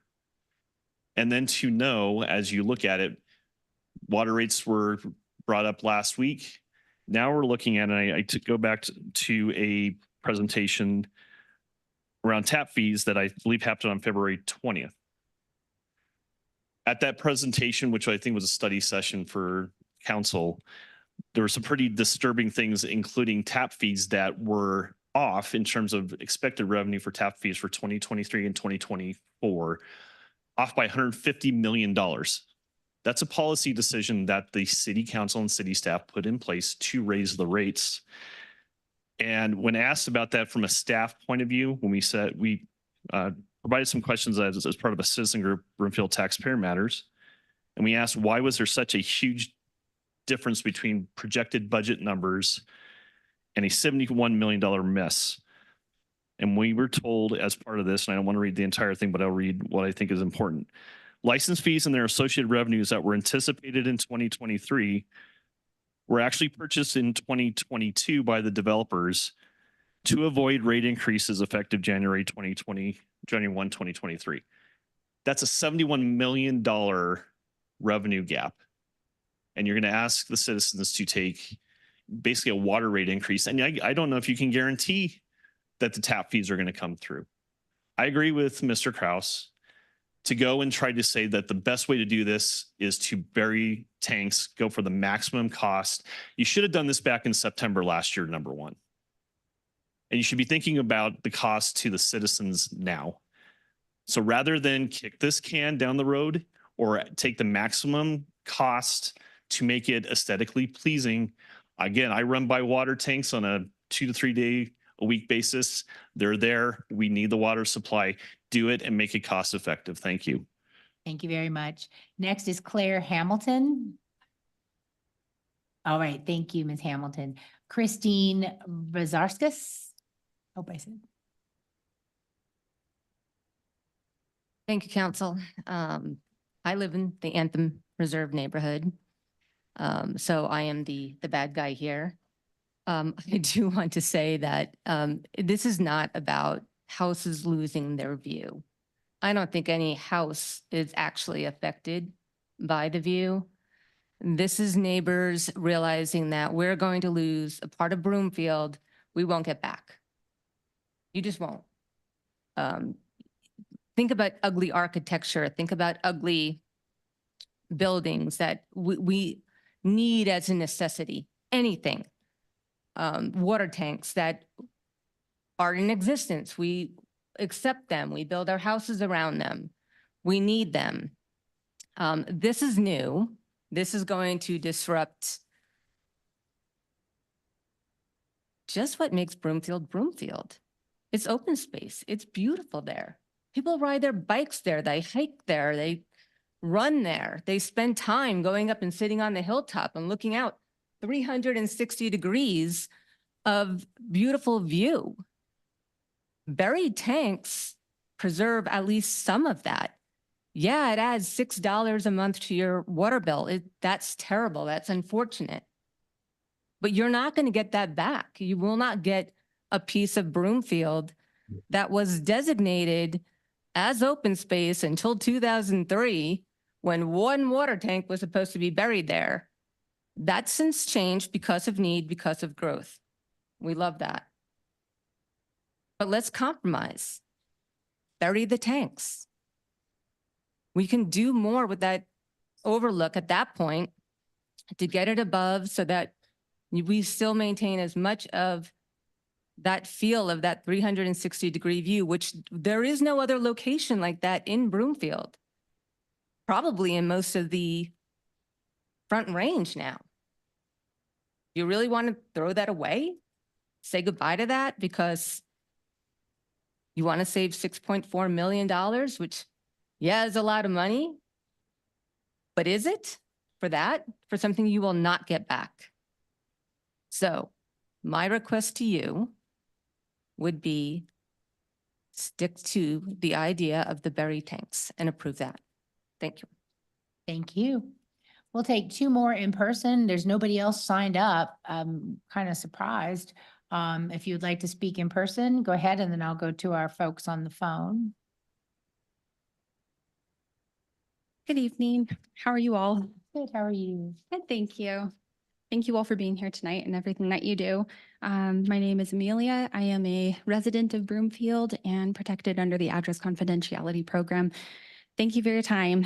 I am here not because of tanks taking away beautiful views that, like she was saying, you're not going to get those views back, but here with a grave concern for the gross negligence of cost. That has come from Burns, McDonnell, and I guess their name changed, but Burns and McDonnell, and the money that they are costing Broomfield by doing all of these additions to the plans, or by changing the plans, or by offering up excuses that don't really make sense for why the tanks can't be placed in another location above ground. And that was a question that was asked of them that they didn't answer when asking them why their proposals consistently included tanks that were shown as fully buried or partially buried in all the other locations. And their claim was that elevation was the primary need, the primary concern. And the fire department kind of got rid of that one and said that it's very minimally needed to maintain water pressure. But the costs that they are giving to Broomfield and giving to the Broomfield residents are outrageous. And all of the sites that they had proposed in an alternative did not include the proper elevation listings that would have shown what the tanks could provide if they had been built above ground. And all those other locations could have provided much less of an impact on the environment, much less of an impact on the open space. That is an additional cost because it needs to be purchased from the Broomfield open space. All of these costs could have been avoided had they proposed something with their very first proposal that showed you where the tanks could be while providing what all of the residents need. We all need water. We can't live without water. It's necessary. but they could have provided proposals that showed you the tanks above ground without incurring additional costs and raising water fees for everyone, not just the residents in that area, but everyone. And the tanks are serving so much of the population. And I think that it really needs to be taken into consideration, the gross negligence of cost that is coming from the developer, the applicant, who's coming to say that they want to build this and proposing all of the additional plans and purchasing an additional tract of land that was never part of the original plans for the tanks in the first place. But thank you all for your time, and I would love to encourage you all to inquire as to why none of that was brought up in any of their designs. Thank you. Thank you very much. We'll go to the folks on the phone since they signed up in advance, and then we'll come back to y'all. So first in the queue on the phone, we have Leonard. And Leonard, you're on. You have 3 minutes. Thank you, Honorable Mayor. Leonard Giuliano, I live in Wilcox. I now see the value of Mount Broomfield. With all the problems we had along Lowell Boulevard, people were settling for a mere 135-degree view of off of Lowell Boulevard when the spectacular 360-degree view went unused. We need to promote Mount Broomfield by posting signage along Lowell Boulevard and Sheridan Parkway, directing hikers, picnickers, sightseers, and to the two trailheads of the Anthem Hilltop Trail. There is plenty of room for safe and legal parking. Additionally, the King Court Trailhead gives better accessibility. We want everybody to enjoy the 363-degree view, the meadowlarks, and for those moments when people can be closer to their God. I am sure the residents of Anthem Reserve would never be so entitled to limit the access to the splendor of Mount Broomfield. Thank you so much. All right. Thank you very much. Next, we have Andrew. Andrew, you have 3 minutes. Good evening, City Council. Andrew Coster, Anthem Reserve resident, and it's crazy to think that it was 2 years ago that we met for the first time, because had it not been for this incredible City Council's vote of confidence in September to go back and revisit plans, we might be, dealing with tanks that were sprung up in many ways on the residents. So just to reset the history here, because I think a lot of the discussion is around the need for water, and that there is no one that disputes the need for water. The challenge begins is if the city had just done what they planned to do, what they disclosed in drawings to residents of a single 6 million gallon buried tank in the first place, how much less would the cost have been then to the residents? The city's stubbornness in listening to residents and rolling out this program the way it should have been by gaining insights was rather steamrolled over us. And now we sit with inflated costs that sit on the responsibility of the city manager. Originally, we were told we were going to have a 6 million gallon buried tank. We have drawings from the city to validate that. We recognize the demand for water changed. So I want to make sure we answer the right question. So tonight, you're going to be asked to vote on $6.4 million. And what happens if we flip that? Is it worth paying $6.4 million to have a park on the highest point in Broomfield? Because I don't know. To me, if I look at these tanks have a 50-year usable life, think about how little that actually costs to have the best park in Broomfield completely preserved.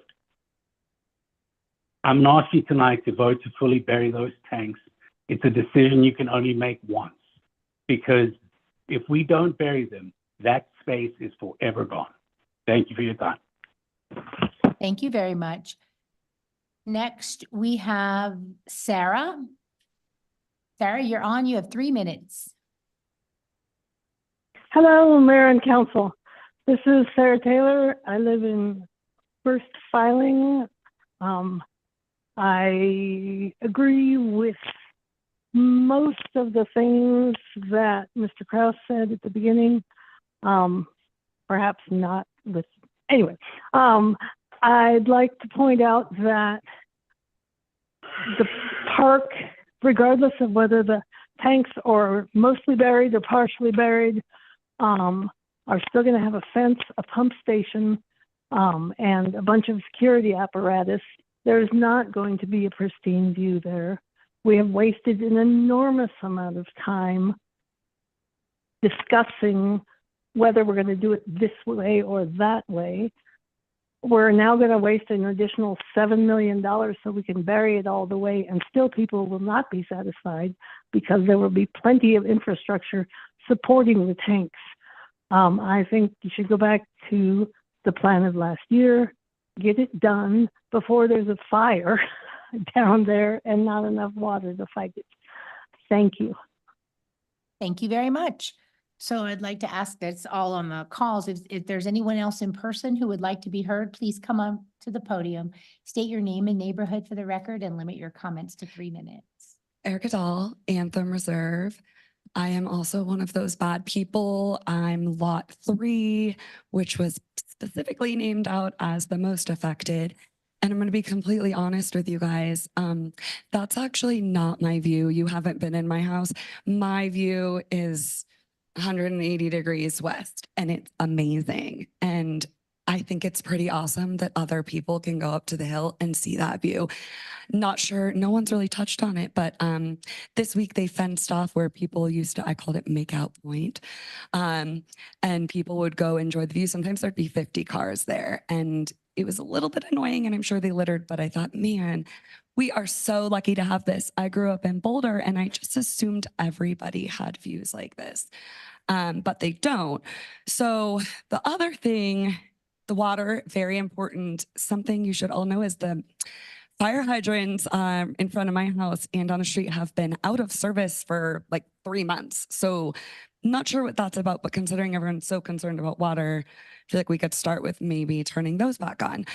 And then $6.4 million. I know to all of us, that sounds like a lot of money. It's really not that much money when you're running a budget that they have. I mean, you can see we're throwing around numbers like in the tens of millions, like close to $100 million. So I guess I wasn't going to speak, and then I kind of feel like you challenged me. So I guess I just am having such a hard time wrapping my head around, like, we have the option. I mean, to me, it just reminds me of the power lines. I'm in a downtown Boulder committee because I have a store down there, and we're discussing right now, we're about to do like round 2 of burying power lines, and it is going to be brutal. But I remember 25 years ago when we did it on Broadway, the main thoroughfare through, and it was brutal.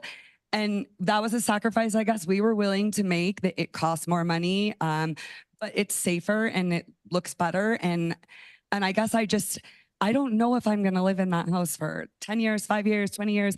I'm really not doing, again, that's actually not my view. So I just think it's like such an incredible spot that it just crushes my soul. I wish we were there for 4th of July because people go there because it's a 360-degree unobstructed view. And there's maybe 50 neighbors up there playing music and hanging out. And I guess I just wish you guys could have seen that, because I love how he points out, like, as long as you just look this way and just completely ignore this, you won't even notice that it's there. It's like, of course we're going to notice that it's there. And the other one that I drove by, I remember when I first drove by that, and I was like, wow, I haven't seen a water tower ever in my life. So I just hope that you'll consider, everybody, we'll get over the money. We'll figure it out. I promise. I just think it's the best choice. Thank you. All right. Thank you very much. Would anyone else like to be heard on this item? Roxy Jula Lackamore. Hello, Mayor, Mayor Pro Tem, Council, county staff.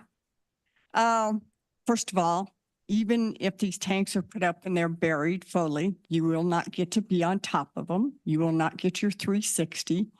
You will get your area to the north and to the west, and it is beautiful up there. I've been up there, but this is a necessity. It's been a necessity for longer than 2003.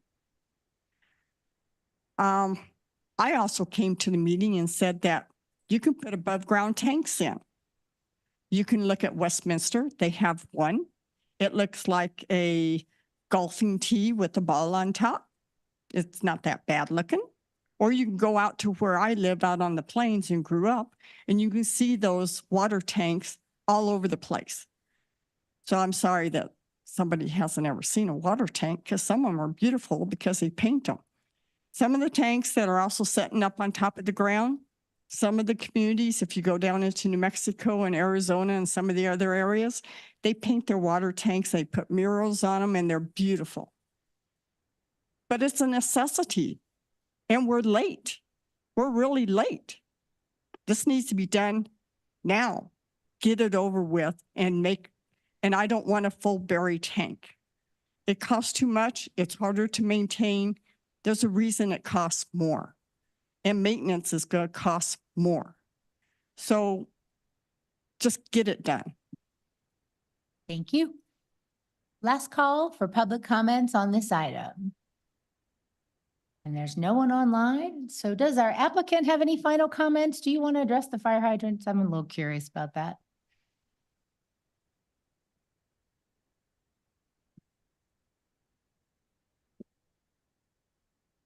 Ian Kinrett, Director of Public Works.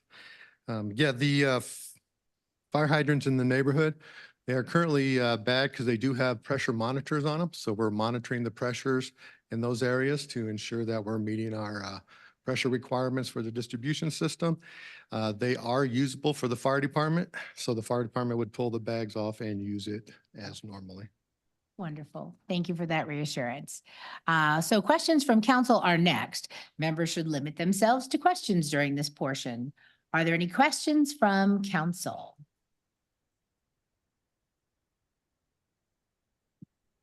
Councilmember Marsh Holshan. Thank you, Mayor. I was waiting to see if anybody else went first, but nobody did. Me too. So, a couple of questions, actually, and I was one of the council members who supported tabling it last time and moving to this meeting. Partially because I wanted to see if there was a way to actually protect the views. And Mr. Rutt, can you explain why you can't just fence the access hatches with minimal fencing and why we have to fence the entire complex if it's fully buried? So if we just limit the fencing to the access hatches, we will have to increase the load rating on the roofs of the tanks to prevent them from being damaged. For example, if vehicles would happen to travel over them, not knowing that they're there. So that would increase our cost also. Do you know how much that would increase the cost? I do not have that with me. We do not have that cost right now.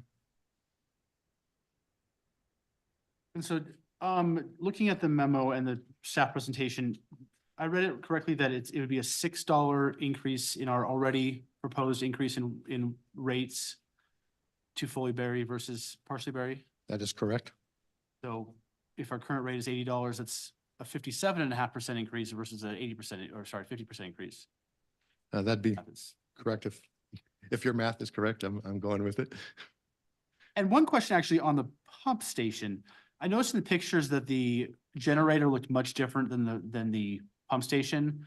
It stood out more. Is there a way to fix the facade on the generator so that it blends in better with the surrounding? Yeah, we would, our intention would be to match the colors of the pump station. That just happened to be one of the ones at an existing facility. Great, thank you. And then you mentioned our current needs versus future needs and build out.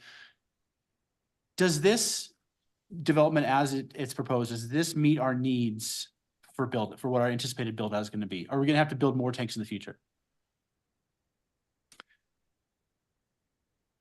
Depends on what the infill and the density changes. So for our current build out of plans of 125,000 folks, that is what it's designed to meet. And then one last question to a couple of comments.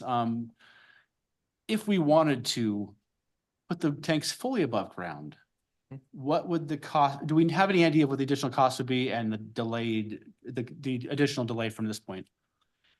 Since we did not look at that as one of the options, we would have to go back and relook at, if we were looking at that, you're talking about a full design effort. And so we'd have to go back and do a design effort and come up with the cost with our contractor. So at least another year probably delay? At least a year, yes. Okay. All right, that's my only questions. Thank you. All right, thank you very much. Councilmember Wynn. Thank you, Mayor. I just want, thank you so much for the presentation, Mr. Rutt. I know this is something that I'm not familiar with because I wasn't here 300 days ago. I was elected back in November, so I do appreciate the presentation and addressing some of the comments earlier. I guess one of my questions is, why that location originally? So originally, back in 2002 was the original report done by Carter Burgess at that time. We evaluated for water tanks, the higher the elevation, the better you have for pressure and water supply for your volume and so forth. And that's the highest point in that area. And so that area was identified as the tank location. And then my next question is, I hate to be the doomer here because I keep asking you the questions of what if we don't do it, but that is always an option. And I want to ask you again this week as well. What if this project was not done at all, partial, buried? What if we just ignored it completely? What would happen to the residents and to the water supply in Northern Broomfield? As I presented, there was a slide that showed the two modeling efforts. The one was based on our community development planning and engineering estimates of water that we use, the slide here. That showed that we will have a shortage of water in that area in about 2026. We need a system capacity of 32.6 million. We would be short. At that point, the second analysis using current water projections in 2030, we would have 0.6 million gallons available to us. So once we get down below about 10% of our storage capacity, then we have to look at limiting water use from like irrigation. We'd have to limit, we couldn't verify that we could be verifying that we could supply water to future development, and then water restrictions at some point to keep the system operational, because the system draws all together and eventually it draws away from the west side also. Got it. And I guess my next question is, with this project being implemented and hopefully done in the near future, will it be sustainable and will it be able to, I guess, serve the population for the foreseeable future, or will we have to look into further projects in the next 10 plus years? So with these water tanks and the critical piece here is, if you oversize water tanks, you run into water quality issues. So the longer the water stays, it becomes aged and the chlorine residual dissipates, which then increases the possibility of contamination, bacteria growth, and so forth. So from a design effort, we looked at the two smaller tanks so that as our population is now, we would be able to function using the one, and we would alternate the tanks so that we could do our annual maintenance on them. So by doing that in the two different tanks, the 3 million gallons each, it allows us from an operational standpoint and from a public health standpoint to better serve our community. That's all the questions I have. Thank you again for the presentation, Mr. Rutt, and I appreciate the educational learning of how water and how we serve the community with water. So thank you. All right, thank you. Councilmember Lim. I understand that both the partially buried and the fully buried tanks will have the fence around them. I didn't see a visual of where the fence was going around the partially buried tanks. Could we pull up It that was slide? I think it's like slide not, 3 or 7. Yeah. yeah, not unless, it looked more like the dotted line was the tract and not the fence. So if you could clarify that on the partially buried. On the partial buried tanks to the right, there's the red line. I don't know if you can see it on your guys' screen, but basically it's almost in a shape of a triangle. And we tried to make that fence as close to the tanks as possible and still provide for security around the tanks. Okay, okay. On the land use summary, the building area for the partially buried tanks is listed as 1.97 acres. And on the fully buried tank, it's listed as 2.37 acres for the building area. That I was trying to have that add up. Are you talking about the difference between the partially and the fully buried? Yeah, I was looking at the land use summary Yeah. data. So when we went back and did the fully buried, we worked a little bit harder on trying to consolidate some of the detention retention areas. And that's how we got we consolidated that area. So if we did the partially buried, we would do the same thing. And if you notice, if you go to the site graphics, the site data graphic, and it's not in this Mr. Rutt's presentation, you can see that there was a little orange piece outside, and that was what that was. So we could do a better job if we did the partially buried, we would consolidate that. You would consolidate that too, Mhm. okay. And that consolidation would involve redoing the detention areas? Okay, yeah, I noticed you did the rain gardens, which is a greener way to do that. Yeah, so. that's what it was, and So that's great. Okay, thank you. There were some resident concerns about the lighting. If the lighting from the tanks would glow into the houses underneath the hill, is that a legitimate concern? We intend to have the lights on motion sensors, so the only time that they would be if someone was to breach the fence to have the lights come on. Also because where the tanks are, they would be above the houses, so it wouldn't be going into anyone's homes. Okay, thank you. There was also a concern expressed about the sketches, the representations in the packet showing mature vegetation. The skepticism was that there's already dead vegetation in the area. Can you address any of those concerns? I believe Anthem 24 is coming out of warranty currently. So the developer currently is responsible for those trees. I believe they're supposed to be replaced this year. I don't know if Anna is aware of the status of that, but I believe they are going out of warranty right now. Thank you for the question. Yes, so there's a process for as the development matures and the landscaping has been installed prior to it being handed over or being accepted. Often their developer will go through and do a final replacement of any dead material prior to that occurring. But in regards to the question, I believe the question was the use of the mature vegetation in the renderings. We did have some as well that were trying to show the not mature sometimes, but that is common practice to show the mature vegetation size in renderings. Okay, thank you. And then there was a concern expressed by a resident about security during the construction process. Can you address that?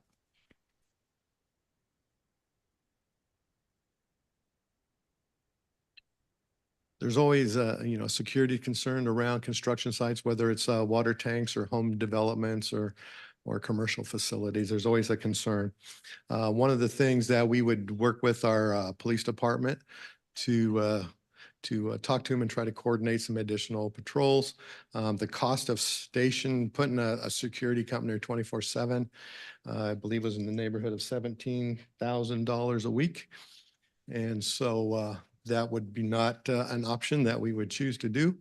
And so we would work with our PD and have additional patrols in that area. Okay, thank you. Those are my questions. All right, thank you, Mayor Pro Tem Schaaf. Thank you, Mayor, and thank you, staff, for your continued work over the last year and bringing back this information for council. Just a clarification, because it seems there's still some confusion. With either the partially buried or the fully buried water tanks, is there public access to the red outlined area on the map where the current viewpoint exists?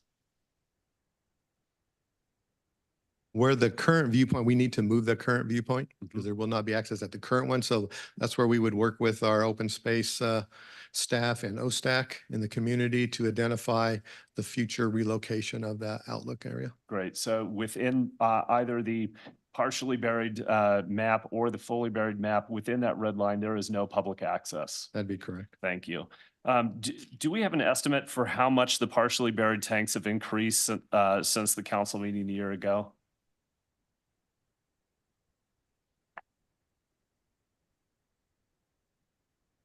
I do.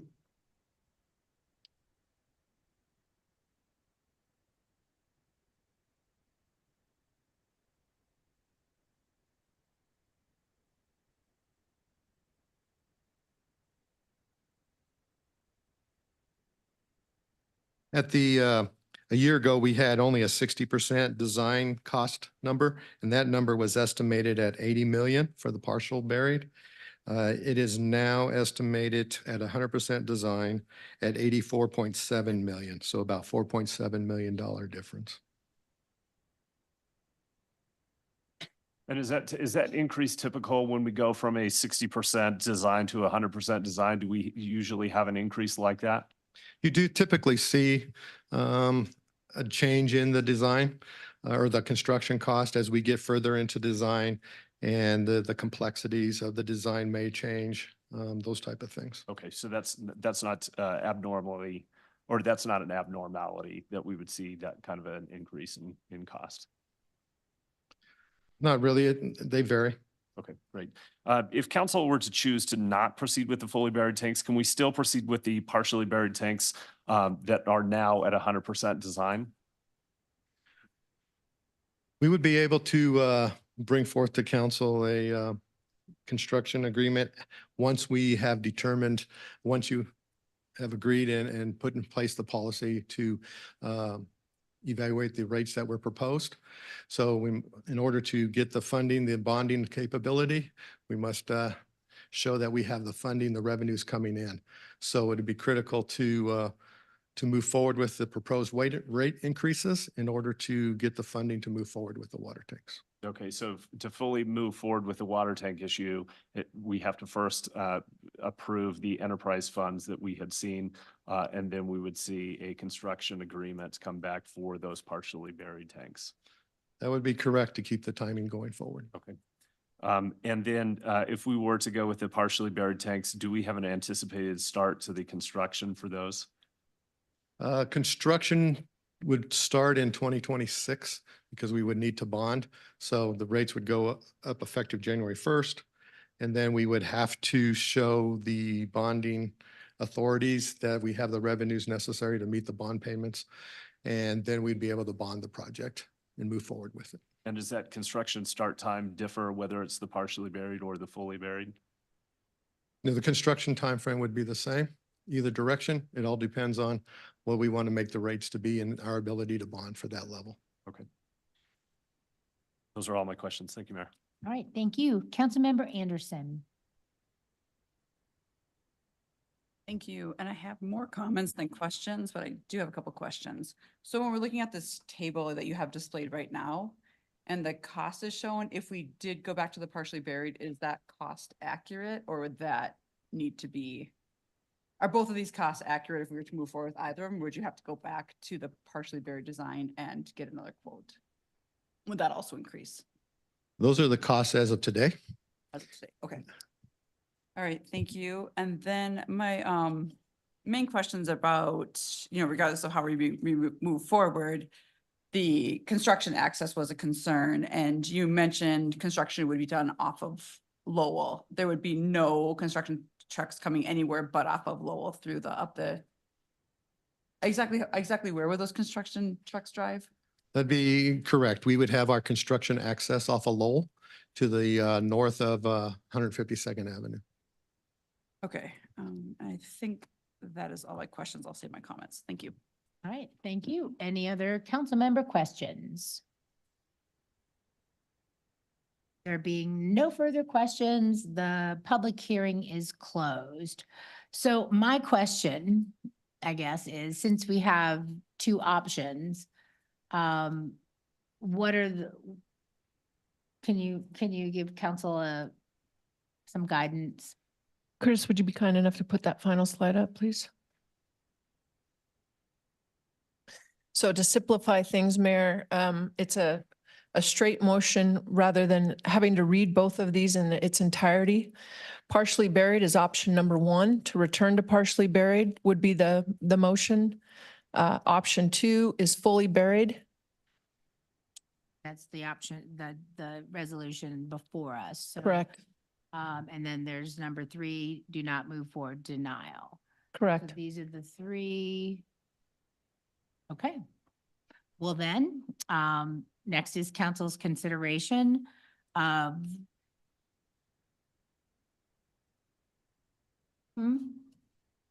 I was. Next is council's consideration. Is there something else I should know?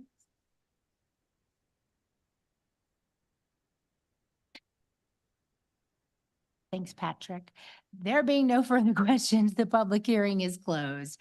Next is council's consideration of proposed resolution number 2024-68.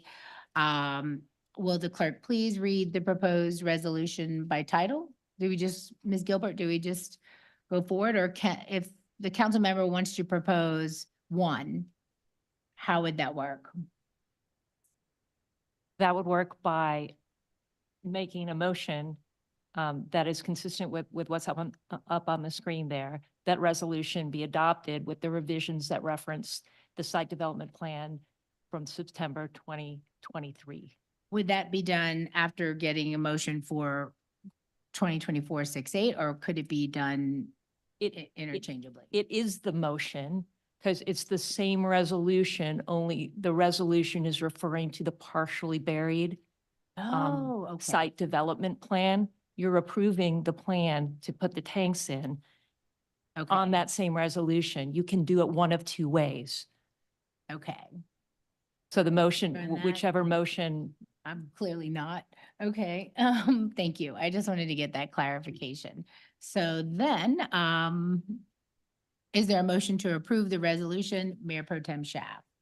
So thank you, Mayor. I reject the fully buried proposal and support the partially buried tank design. So I move that resolution 2024-68 be adopted with revisions to reference the site development plan amendment dated September 7, 2023, and revisions to the open space dedication to reflect 0.85 acres and $73,100 for the payment to the open space fund as required by the September 7, 2023 site development plan amendment.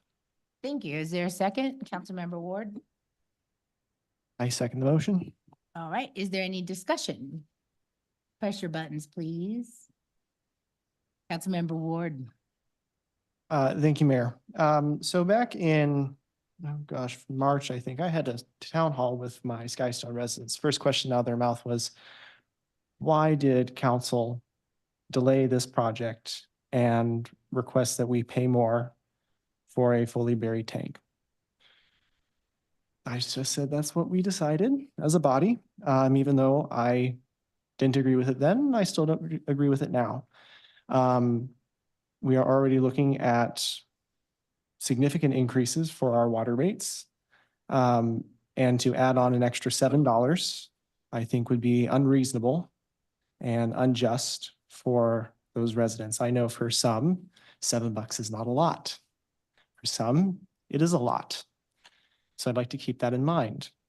I also think that council's decision almost a year ago now to request staff to go back and revisit this, knowing that it was going to cost more, knowing it was going to delay construction and implementation of this project, was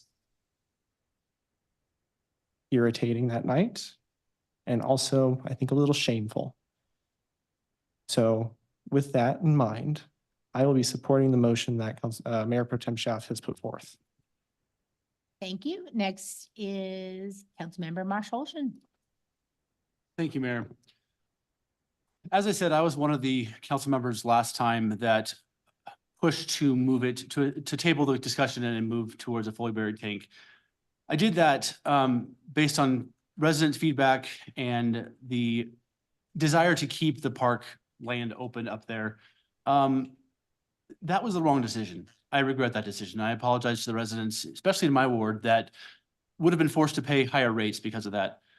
I don't take the concerns of the residents in Anthem Reserve lightly. They are real concerns, but the reality is this is not parkland. It's going to be a fence around partial tanks, fully tanks. It's not going to change.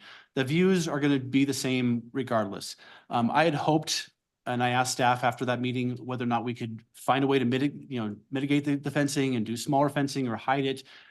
But the fact is, as Mr. Rutt said tonight, that would even more increase the costs, and we just can't bear that. We are already asking the residents to take on a 50% rate increase in water rates. That is not something we take lightly. It's $40 a month. $40 a month may not seem like a lot to some people, but it is a lot to a lot of people, and we're already doing that. And to add another 7% on top of that for another, we can't do it. I can't justify asking my residents in my ward who won't benefit from these water tanks to pay more for their water rates just to preserve a few views that really are not preserving. Because really, honestly, the 7-foot fence, either way, the views are gone and we have to do the tanks. We should have moved forward with it a year ago, and I regret that decision, and I'm going to be supporting this motion tonight. Thank you. Thank you. Councilmember Anderson. Thank you. We definitely need to move forward tonight. It's unfortunate that we knew that it was a $7 million increase, and now someone's saying, hey, I changed my mind. So we knew it was $7 million last year when we moved towards this path of the fully buried tanks. The residents, we have gone over the same information so many times.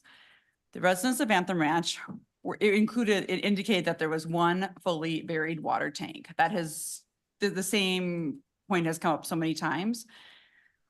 And due to changes, and that happens, we needed these three buried water tanks. But now the best we could do was to actually fully bury them to get as close as we could to the original design. If we can recall, LERC did unanimously vote against the partially buried tanks, and which is why we had this discussion back in November. And if we were going to move forward with this option, we should have moved forward with back in November. So I am still in support of burying the water tanks. We did this next step for a reason. And like some have said, we are going to forever lose a very special place that many people go up there. And it's not like it's not a park. It is a park. It is a beautiful park with a beautiful overlook, and many people use it, and it's already there. So it's hard to say it doesn't exist.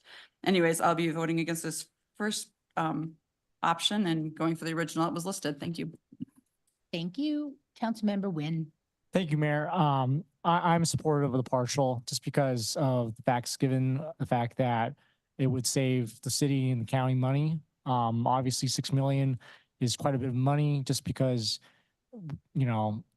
the fact that there's going to be a fence out, as mentioned by Councilmember Marshall-Olson, and the fact that, this project is necessary. It's necessary. It's required. It's the sustainable option. So I support this motion by the Mayor Pro Temp, and if I was around 300 days ago, I would have not tabled it. Thank you. All right, thank you. Councilmember Lim. The water tanks will be constructed in the 3.67 acres of Tract E. Surrounding Tract E is Tract B, which is 98.31 acres of open space. No matter where open space is located in the city, it should be preserved for the usage of all the residents of the city. So I appreciate that it should be preserved and mitigate potential negative impacts as much as possible. However, I cannot approve the cost increase of the fully buried tanks just after staff informed council of significant necessary utility rate increases. due to deferred maintenance of aging infrastructure over decades. I will be voting yes on the resolution approving partially buried tanks. Thank you. Thank you. Councilmember Delgadillo. Thank you, Mayor. Consistent with my vote from last time, I also support moving forward with partially buried tanks.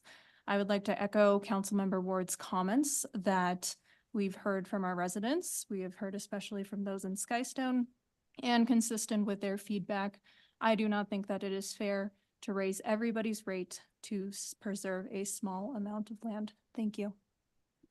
Thank you. Any other discussion?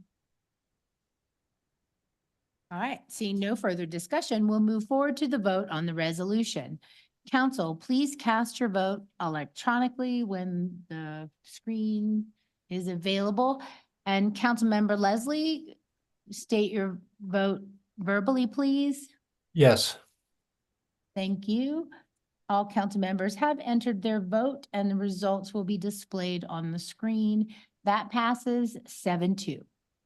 So thank you all very much and thank you for your engagement. We're going to go ahead and take our 10-minute break. It's a recess, so we'll be back at 8:15. Thank you.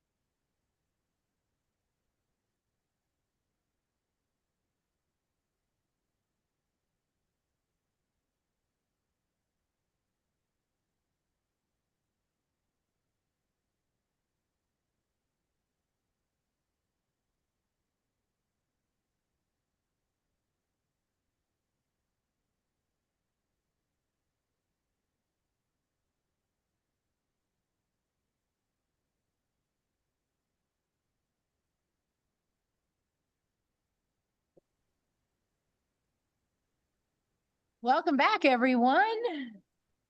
We're back from recess and we're moving on with item 7B, which is council's consideration of a resolution relating to the Bay renovation project. Council has a copy of the agenda memorandum, which I'll ask our staff to summarize. Thank you, Mayor. And as we move into the Bay Phase 4, we're going to have Mr. Graham introduce us to this item. We will also, during the presentation, be acknowledging as we move forward what some of not only the mitigations, but also ensuring that the process that we generally and historically follow, some of the modifications that we will be making as we move forward. Mr. Graham. Very good. Excuse me. Good evening, Mayor, Mayor Pro Tem, Council, and City Manager. My name is Brian Graham. I'm the Capital Improvement Program Manager in our Community Development Department. And as noted, I'm here to speak with you about the Bay Renovation Phase 4 project and the resolution that would approve the CMGC construction agreement. Next slide, please. The Bay was originally constructed in 1991, making this the 34th season of operation. Over 70,000 visitors and guests frequent the Bay each season. That's about 800 people a day from Memorial Day to Labor Day. About 200 people, mostly teens, are employed at the Bay, and it serves as an important economic generator as the guest frequent neighboring businesses. In 2011, an implementation plan outlined planned maintenance, asset replacement, and expansion. This is phase 4. The primary impetus for it is the aging infrastructure and equipment, as well as pool health and safety codes that have evolved since 1991, as well as some deficiencies as it relates to the American with Disabilities Act. Next slide, please. As I noted, this project is primarily a remove and replace. And so again, that's prompted by the aging infrastructure and equipment. The large lap pool and open play pool will be replaced, as will be the 2 body slides and what we call the otter slide or family slide. Circulation will be improved around the facility, making it safer and more accessible for our lifeguards. More shade structures will be added, new lighting and a public address system, as well as bringing the facility up to modern standards. Next slide, please. This blue area outlines the area in which we will be making improvements. These are located on the southeast corner of the property, requiring southern access for construction. The existing tube slide, buildings, restrooms, concession stands, as well as the top pool area and splash pad area to the north are not part of this project. Next slide, please. For the next several slides, I'll focus on the construction access. Obviously, we have received several emails expressing concerns about construction access, and I'd like to walk through how we got to where we are today. Construction access for this project is not as simple as it may seem. Our primary objective when selecting a contractor, we communicated that we wanted to access this project from the west, from Spader Way. And that was our focus.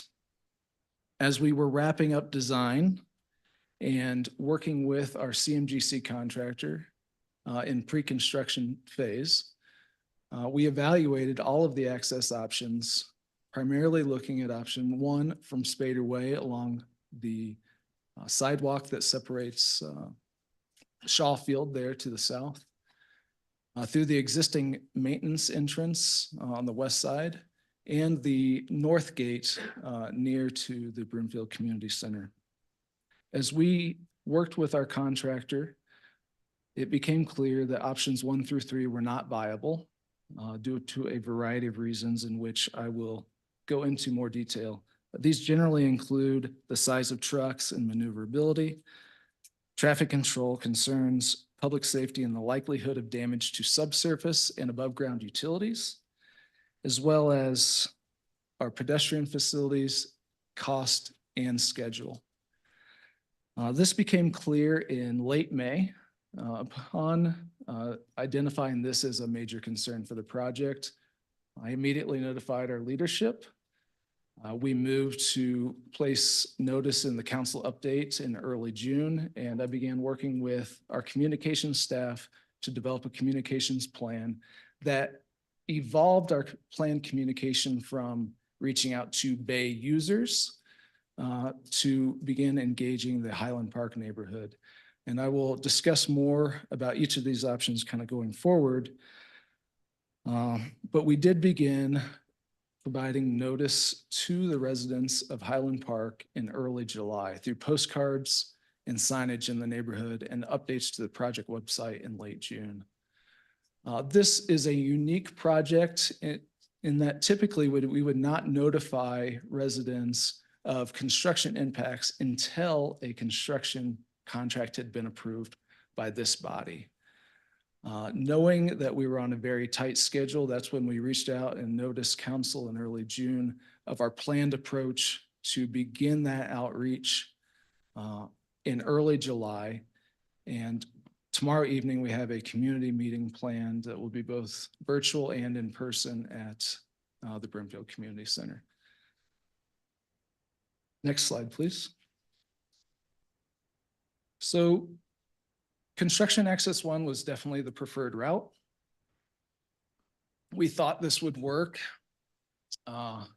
However, upon further examination, we ran into kind of several issues that made this not viable.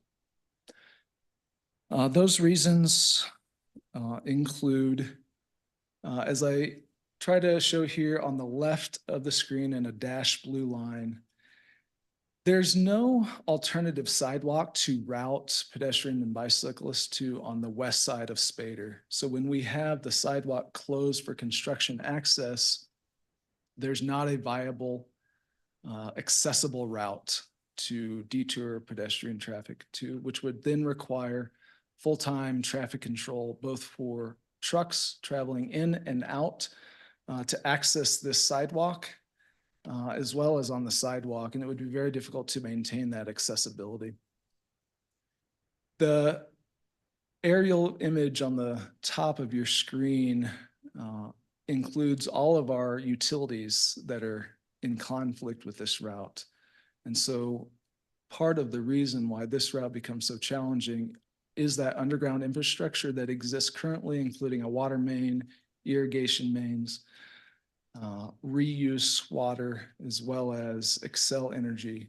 The orange line is proposed fiber that we will construct as part of the project that would be in conflict with the access route. The sidewalk was not built for construction vehicles in terms of weight and width. It varies from 6 to 10 feet wide, which is not wide enough for our construction vehicles. As you can see in the bottom right, it's also supported by a stacked rock retaining wall, which would not support the construction vehicles. We would have to widen this route in order to make room for our traffic.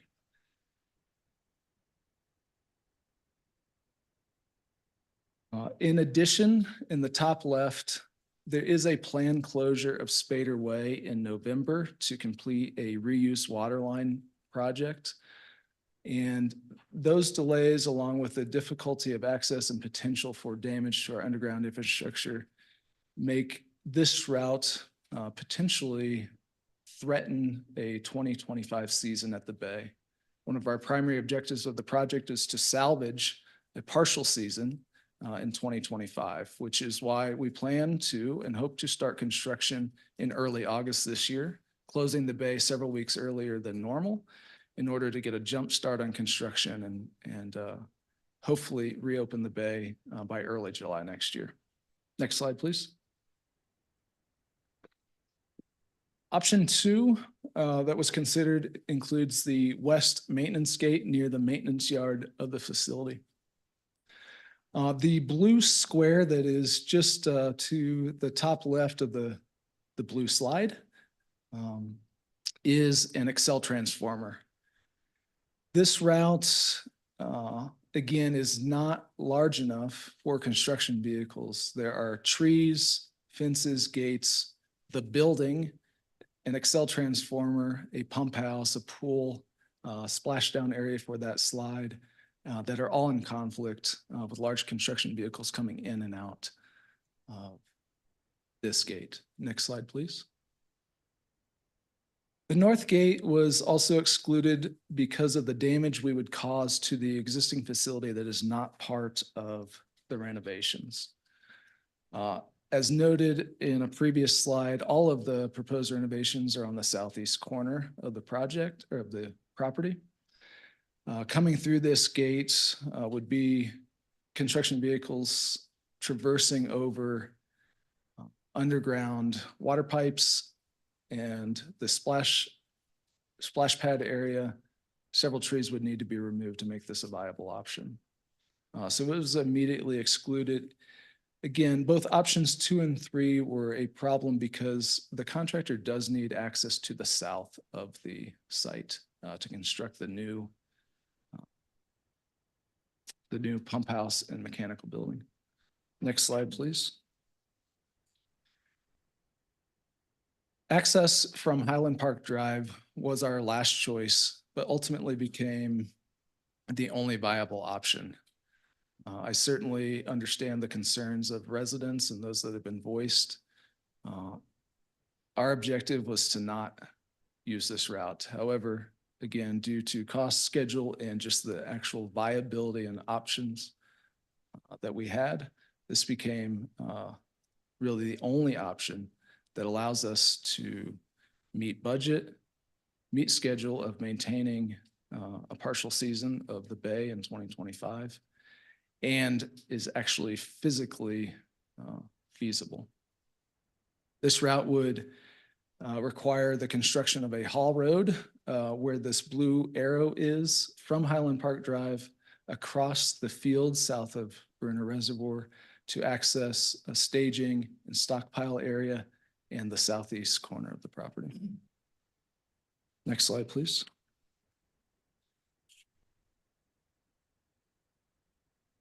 Again, this route requires truck access through the Highland Park residential neighborhood along Highland Park Drive. The proposed route would bring construction vehicles through Highland Park Drive and directly to the access road. Trucks exiting the site would utilize McIntosh, Kirkwall, and then Highland Park Drive again and exit to the south on Sheridan Boulevard. This truck route will be signed with 20-mile-an-hour truck speed limit signs, as well as directional signage to ensure that trucks stay on the route and do not deviate and disrupt other roadways within the neighborhood. This route is consistent with city code and has been approved by the city's traffic engineer. Next slide, please.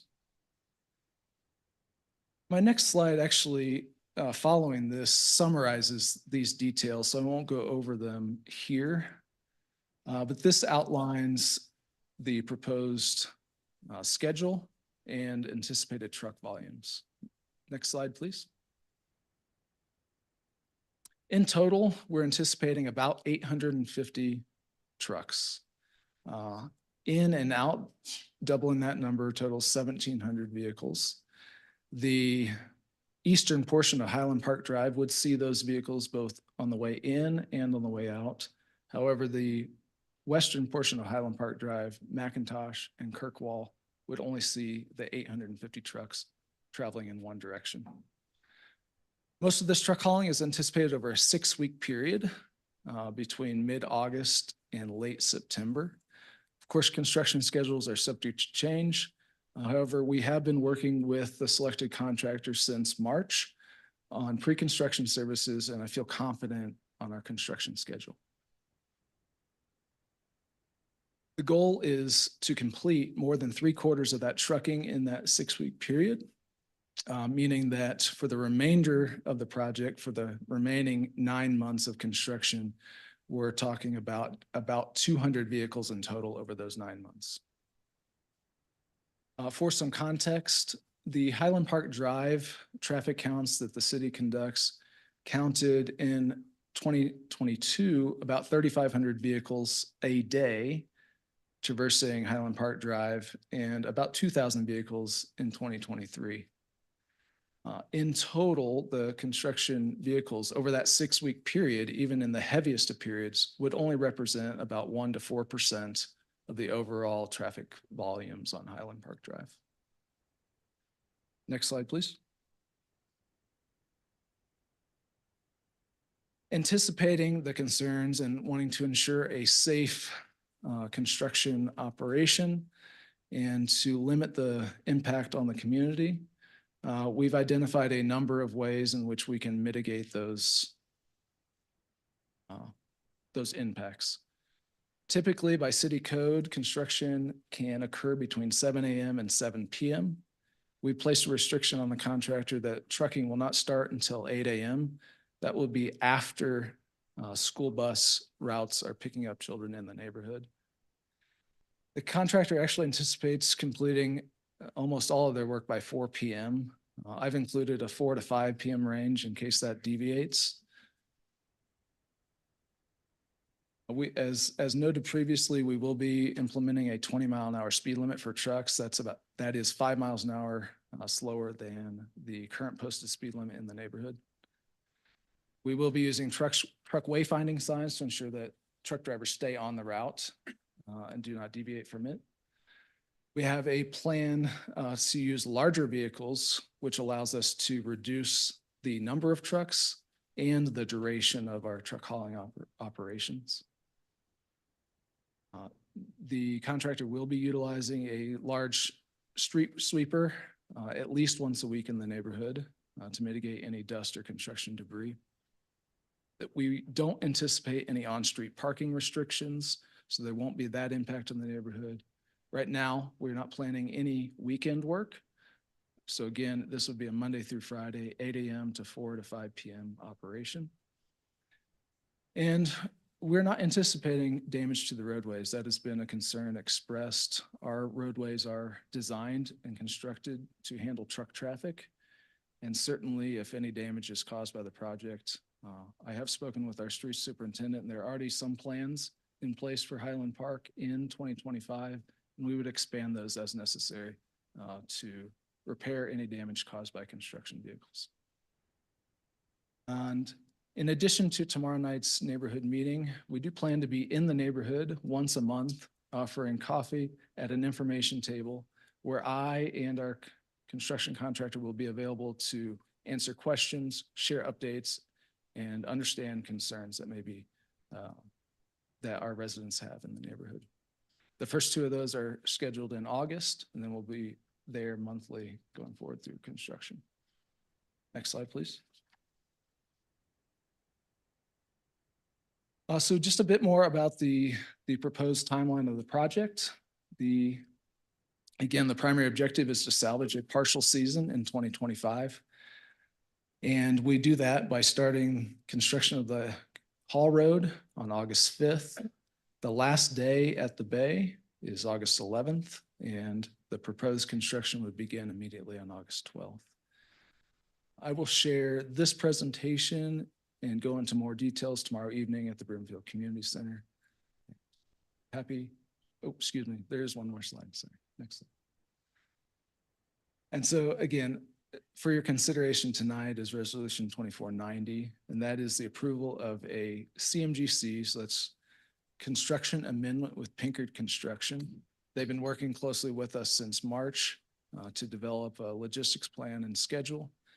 And this contract assumes the utilization of Route 4, which is the route through Highland Park. Thank you. Thank you very much, Mr. Graham. We'll now proceed with public comments, which will be limited to 90 minutes total for this item. I think we have some folks that signed up in advance. So we'll go in order first, and we'll take you guys first. We have Susie Gallant, Cheryl Brose, Gary Brose, and Art Caro. If you want to go ahead and come to the podium, state your name and neighborhood for the record, and limit your comments to 3 minutes, please.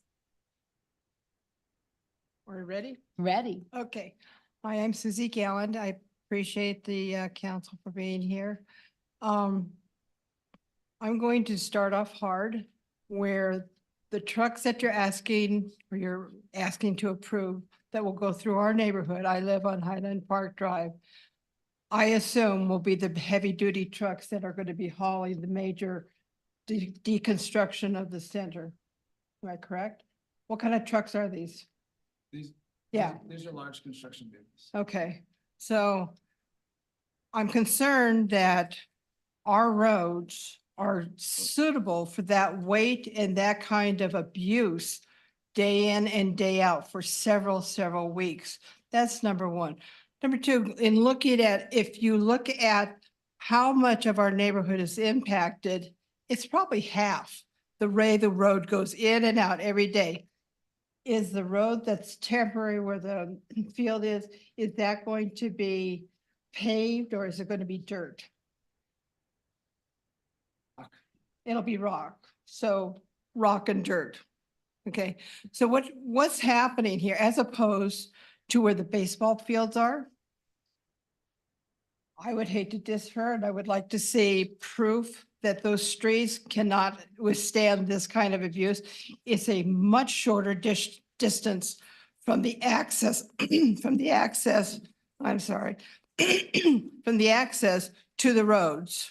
and it dumps out onto commercial roads as opposed to going through a residential community at the hour that children are going to school, people are going to work. The impact of our lineup at the sign is going to be horrific with those trucks trying to turn out to Sheridan. It's going to be horrific. As opposed to looking again at the commercial possibility, and maybe if you have to beef up some of it, but if it's only for a couple of months, but the impact is negligible to the commercial. There's no one sitting, there's very few people parking in the baseball parking lots, access to right to the major streets, but not our neighborhood. And they're going to have the noise, they're going to have, I don't know if they're going to cover these trucks or not, but even if they do, sometimes the junk comes out, hits us. And I don't know if this is just debris coming out, or is this also dirt coming in, nails coming in, all the construction, all of that coming in? And if you listen to his words, well, we're not anticipating, that is such a catch-all. Anticipating means you give us wiggle room. So I'm encouraging the committee to please hold off on voting. Let us try to regroup and see if there's something else we can do that's better than to impact a residential community with children, people at their worst hours of leaving at 8 o'clock and 4 o'clock and going all day long, as opposed to impacting a commercial property that is essentially not really used that much. Oops. Your time Thank you expired, very but I much. I wanted to let you appreciate it. finish your thought. You were so patient in waiting. Okay, Thank you thank very you. much for being here. Next we have Cheryl Rose. Did I say it right? Rose, yeah. Okay. Okay, I'm gonna read something that I prepared. So my name is Cheryl Rose. My husband and I have been residents of Broomfield since 1985, living in our current home at 1219 Highland Park Drive since 1993.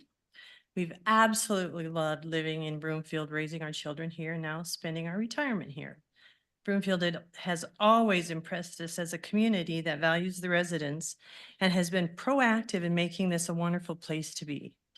Open spaces and green spaces between neighborhoods, Tree City and Bird City designations, biking and hiking trails throughout the community, 2 wonderful rec centers, and even a water park, the Bay. Which brings us to the Bay Aquatic Park Phase 4 renovations project and the construction access route being voted on tonight. Apparently, 4 separate access points were evaluated, with 3 of those options being determined to be not viable. Only one option remained, and that was to route construction vehicles through the Highland Park neighborhood. An option that we were only notified about via postcard earlier this month, advising us of an upcoming information meeting that occurs tomorrow. This city council meeting where this is being voted on was never discussed. There was no encouragement to attend this meeting. Our input was not requested, nor were we given much time to understand what this undertaking is going to mean to our neighborhood. Some of my neighbors and myself have been communicating with the CIP manager, Brian, and one of our council members, James Marshallson. They've given us valuable information. And one of the things that was valuable is this construction route FAQs that are available on the city website. So based on the number of trucks, information contained in this FAQ, on page 5, item 7, during the heaviest 2 to 3 week period, there will be 128 trips per day, divided by 9 hours in a workday. A construction truck will be driving past our house every 4.3 minutes. That's 1,920 truck trips over 15 days of work. Over the course of the entire project, using these upper limits that are stated in this FAQs, there's going to be 3,944 trips past our house in this 11-month period of time, subject to change. There are a total of 28 homes that are going to be experiencing the same volume that I just described, and an additional 54 homes for a total of the 54 homes will have the one-way trip. I'm gonna run out of time. There's two bus routes located on this, two bus routes stops on this truck route. Can you wrap up your final thought, Ms. Bose? Yeah, I just want to say that we were kind of blindsided by this whole project. And I really feel like this is not a good viable route, that this needs to be reconsidered. Other options should come first. Thank you, Ms. Brose. Mr. Brose. Hi, Mayor, Council, staff. My name is Gary Brose. Thanks for all your work on this, and thanks to council member that Cheryl mentioned and Brian, city staff for their communications with us. We do note that the numbers on the trucks appear to have changed with this presentation, so I'm sure something changed today. This has been a moving target. Fortunately, the numbers are moving in the right direction, but it's still hundreds and hundreds of heavy trucks going in front of our house. Some of the numbers that have been talked about is the small percent of increase in traffic that this represents. And I think that's not a good argument at all, because currently by our house, each day we have maybe 10 trucks go by our house. And those are like FedEx trucks or something like that. This is going to bump it up to hundreds of trucks per day for a year. It varies in different periods, but hundreds of trucks per day. So it's a dramatic increase in truck traffic. Further, regarding road damage, I used to be one of you back in 2005 and 2004. I was on council, and at that time we pushed a big effort to try to get to one trash hauler, and city staff told us at that time that there's a measurable impact in cost, that they can convert the cost of loaded garbage trucks going down the street, and they can convert that to cost. So it seems to me in this trade study that staff is doing about running the trucks down Highland Park Drive, there should be a cost factor associated with every one of those trucks going down the street, adding additional damage to the street that should be included in the trade. I'll bet you it adds up to more than 260,000, which was the added cost of option one, I believe. Furthermore, I want to make sure I make a point. The option to come in from the north through the existing northeast corner of the bay, that was discarded early in the process because, oh, that tears up existing facilities. And I get that. You don't want to tear up existing facilities. Those existing facilities today have a backhoe in them and has dug a big old hole to do some sort of work today. And that exists right now today on some other project. There's sidewalks, some trees, and that splash pool. And yeah, you'd lose all that, I'm sure of it, in doing this project. And that has a cost associated with it. That cost is less than the impact. We estimate over 200 residents are going to have these trucks driving by their house. And there's a cost associated with that. You can convert that to, and that is a higher cost than going through the northeast corner of the bay. Finally, there's options to go through the ball fields. You guys just went through the ball fields to put in that reuse line. Go through the ball fields with your road to the parking lot on the south, and you'll be in much better shape, in our view. Thank you very much. Thank you, Mr. Brose. Art Caro. Good evening, Mayor and Mayor Pro Tem, council members, city manager, staff. First of all, I'd like to thank Brian for that nice presentation. That was really good, the way you explained all the different options. I also live on Highland Park Drive, right next door to the Bros with my wife, Diane. I'm like most of my neighbors, I'm very concerned about all the traffic and the safety issues as well. I guess when I was looking at it, I was thinking that I would like possibly Brian and the contractor to revisit option 2, because I think you have this nice open parking lot for the bay that'll be sitting there not used for the whole time, basically, I believe. And I understand the concern with the Excel transformer. But I think if I understand it right, the maintenance building is going to be moved. Is that correct? And that would open up some room there. There's not going to be a new maintenance building,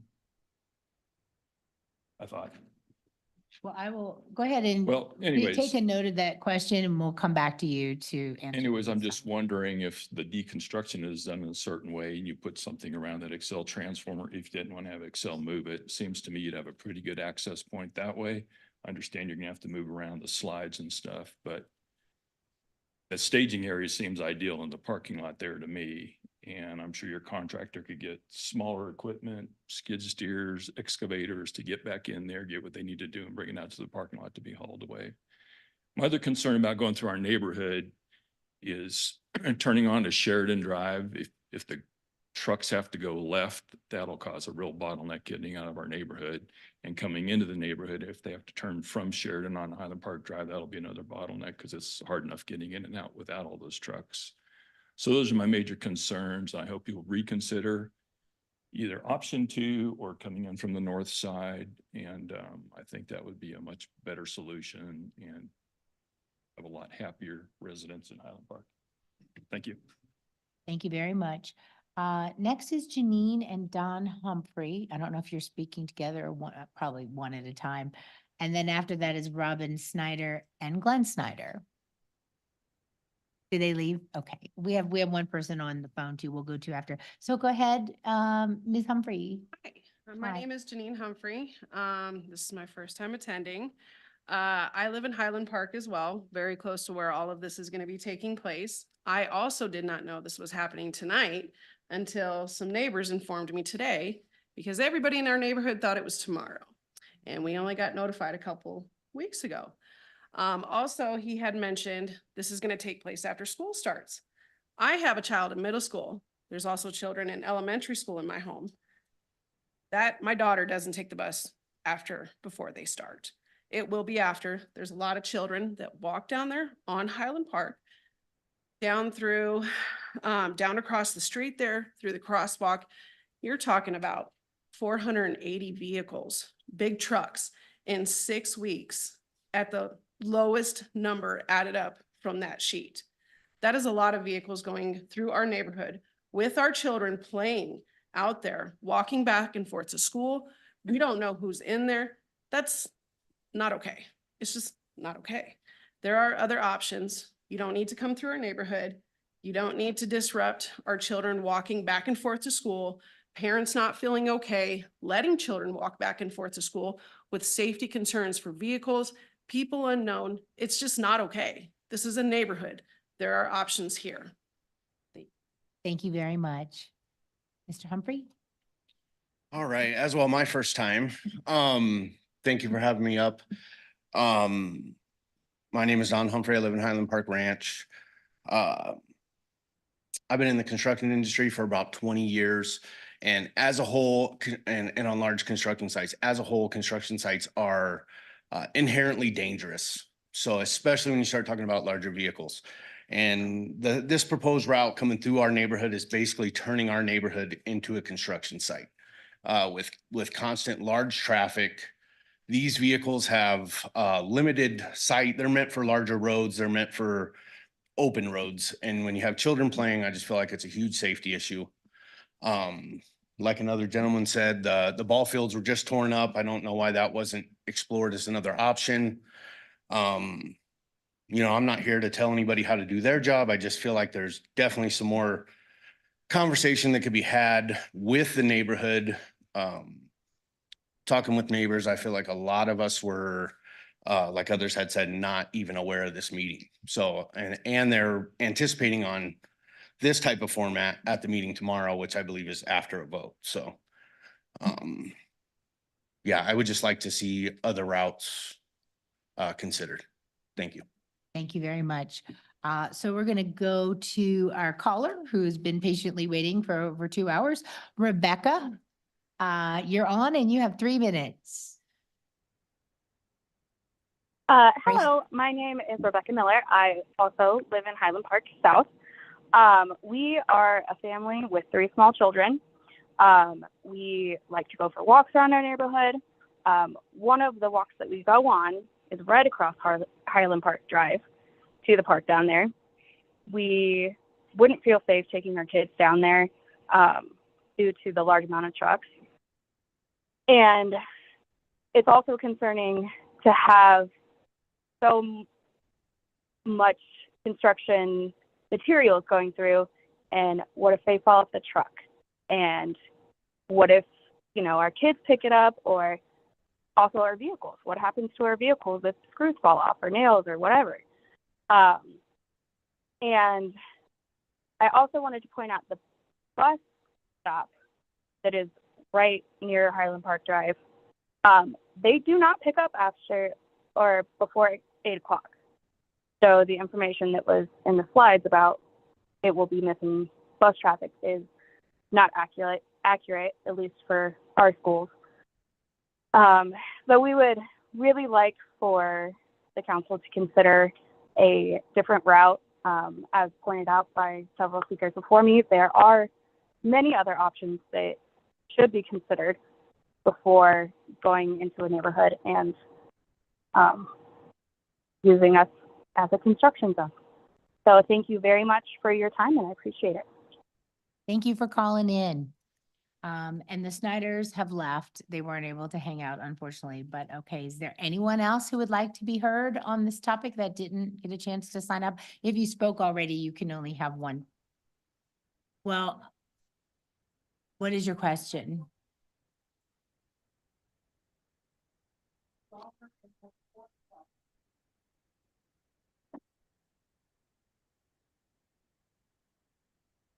I'll ask the question when we get to questions. Okay, you're welcome. Anyone else who hasn't spoken, please come on up.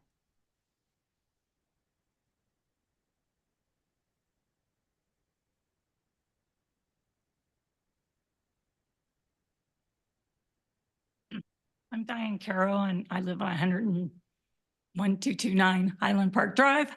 So the trucks be coming in front of our house several times a day.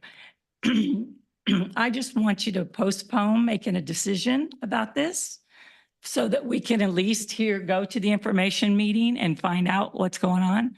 You keep talking about viable routes. I think our route through our neighborhood is not viable. Okay, you've said this one's not, that one's not. Ours isn't either. So come up with something else. Thank you, Ms. Caro. Last call, any other comments? All right. There's no one else online. So questions from council are next. Members should limit themselves to questions during this portion, and the time to introduce amendments and state positions for or against this item is later. Are there any questions from council? Councilmember Marshall-Holston. Thank you, Mayor. I have a bunch of questions, and I have even more after comments that residents have raised. But before that all starts, I want to ask Manager Hoffman, can you speak to the communication on this project and why residents weren't informed much sooner than they were, and why council wasn't also informed of the impacts of the neighborhood? Yes, thank you, Councilmember Marshall-Holston. So on this project, the outreach and engagement on a development project indicates that there are neighborhood meetings prior to any development decisions being made. This is not a development project. This is a repair and replace of an existing city facility. So when staff goes through the material, it's much like posting signs that say, coming soon, this is going to happen before council approves the contract. So tonight is the approval of the repair and replace, obviously for the bay. So the parallel path of communication is vastly different depending upon those two criteria.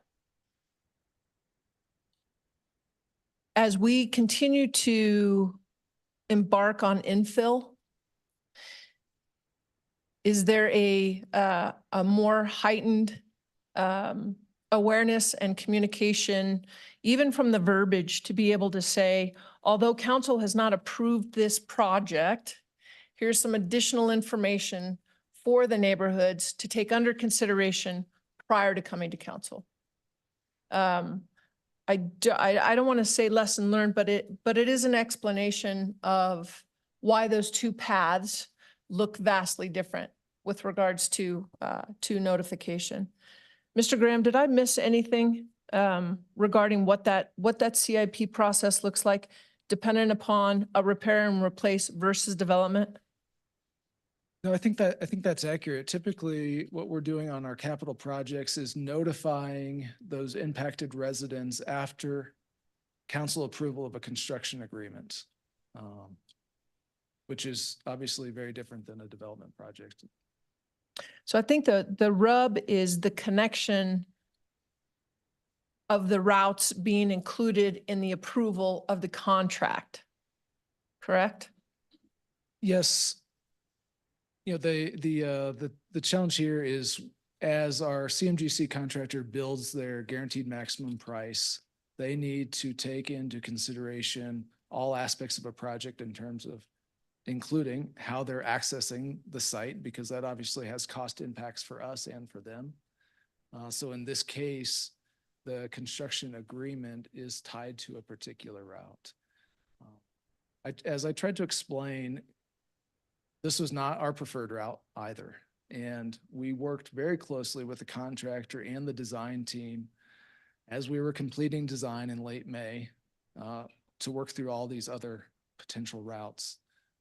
And only when it became clear that this was the only viable route, then we moved forward to develop a communications plan to notice council in early June and push out information to the neighborhood. And that information, although it feels late and I understand the concerns, and certainly when there are concerns about how we notice or how we operate, that's certainly an opportunity for us to go back and look at perhaps how we do it differently in the future. But the notice that did go out in early July was about a month ahead of the construction impact. Typically, those notices are going out 2 to 3 weeks in advance. So this was in line, if not perhaps more notice in this particular case. Councilmember Marshall, does that answer your question? It does. I don't think it will satisfy the residents, but Right. That'll be more for, I'll talk about that during comment period. So on the other questions I have, speaking about the current Route 4, some of the residents' questions, are these trucks going to be covered? Yes, that is a legal requirement. Okay. Second on that is the access on Sheridan. Are we requiring them to do right in, right out, or are some of these trucks going to be trying to make left turns into there? The approved construction route, is a left in. So they will be coming from the south, left in, utilizing the left turn lane, and right out back south to 120th. With a left turn lane that does not have a light. Correct. There's not a traffic signal there. And certainly, obviously, I expect, folks in the audience are much more familiar with making that left turn than I am. Okay.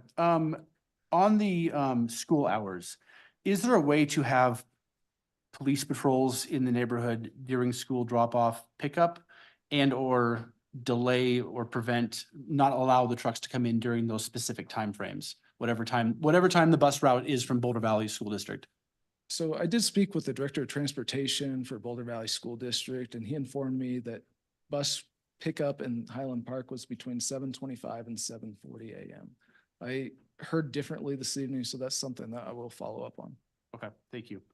And then on this current route, the width, I'm concerned about the width of Highland Park Drive versus McIntosh and was it Kirkwell? Why the decision to, if it's not gonna be that many trucks going past each other, why the decision to do a different route for the out route when it seems like those streets are Highland Park Drive, from my recollection, is wider than those other streets and would better be suited for the large traffic. I don't have those notes in front of me. I believe Highland Park Drive is 36 feet wide. McIntosh is 32 feet wide. Kirkwall is also 36, I believe. Okay.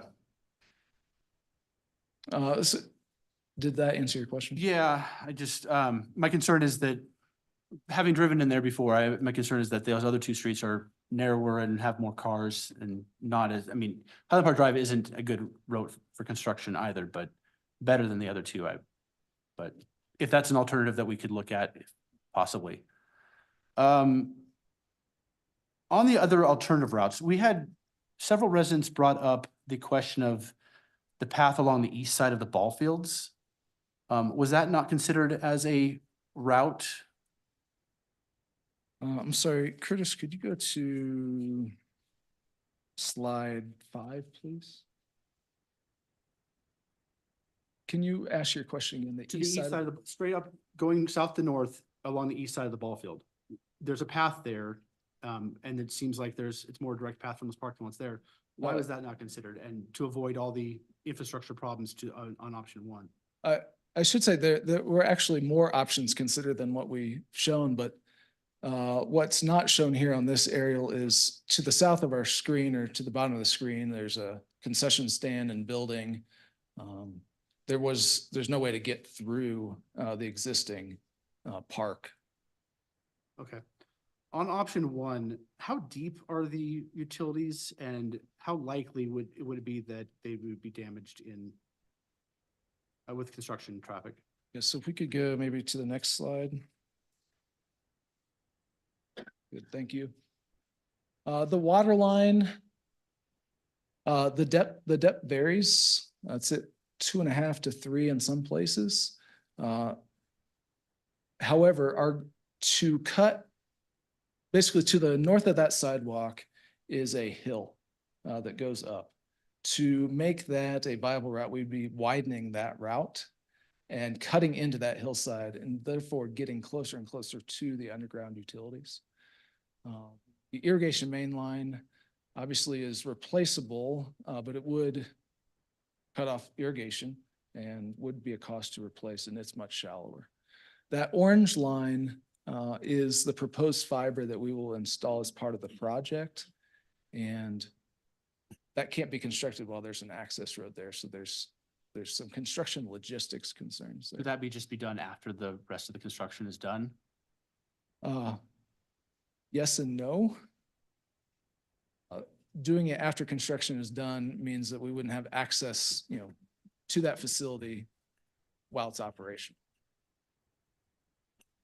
Okay, and then the cost of the alternatives. I know there's obviously a cost to number 4. There's increased patrols, increased road. I mean, the residents concerned there will be road damage, likely the sweeping, the maintenance road you have to build.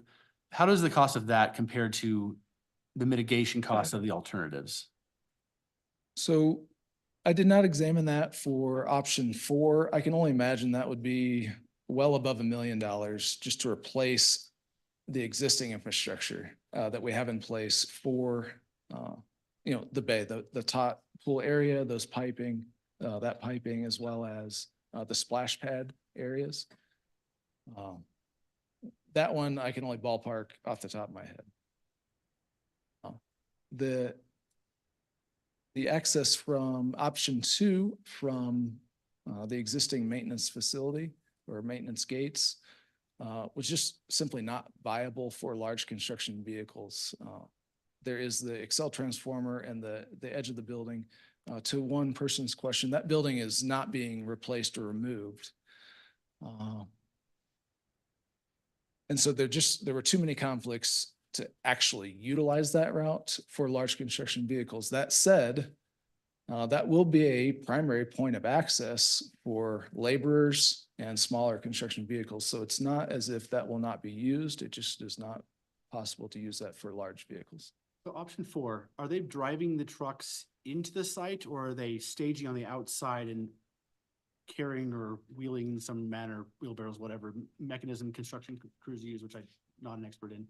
So, will there be, do they need to drive the construction trucks into the site or can they? Yes, so thank you.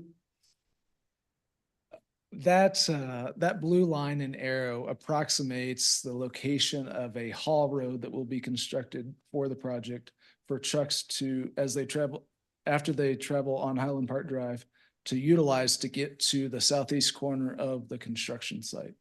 So a road will be constructed utilizing rock and aggregate from past projects. I guess my question is, if they're just staging on the outside and hauling things in manually or by smaller vehicles, can't they do that with option 2 with the Bay parking lot? They could stage in the bigger parking lot outside the gates, then haul the stuff in? In addition to hauling materials in, materials will be hauled out as well. And so on the southeast corner of the site is a new mechanical building. And so the process of construction will be to demolish the existing pool and slides and haul material out. And then we will start constructing the pool. Once that pool and new slide caissons to support the slides are in place, coming from the north or the east is no longer a viable option to construct the mechanical building, surge tank, and other facilities in the southeast. So it becomes a construction logistics problem. Thank you. One final question, and this is just on timeline. Several residents expressed concern that the neighborhood meeting is happening after council's vote on this, which seems to them is backwards. If council was to delay this vote tonight, what would that do to the construction timeline? It creates a very serious problem for us with, again, the primary objective and goal from a scheduling perspective is to salvage a 2025 season at the Bay. Delaying the project or approval of the construction agreement this evening to an unknown date, even if it were next week, it's not a 1-week delay of the project. We lose 1 week, pushes us further into winter.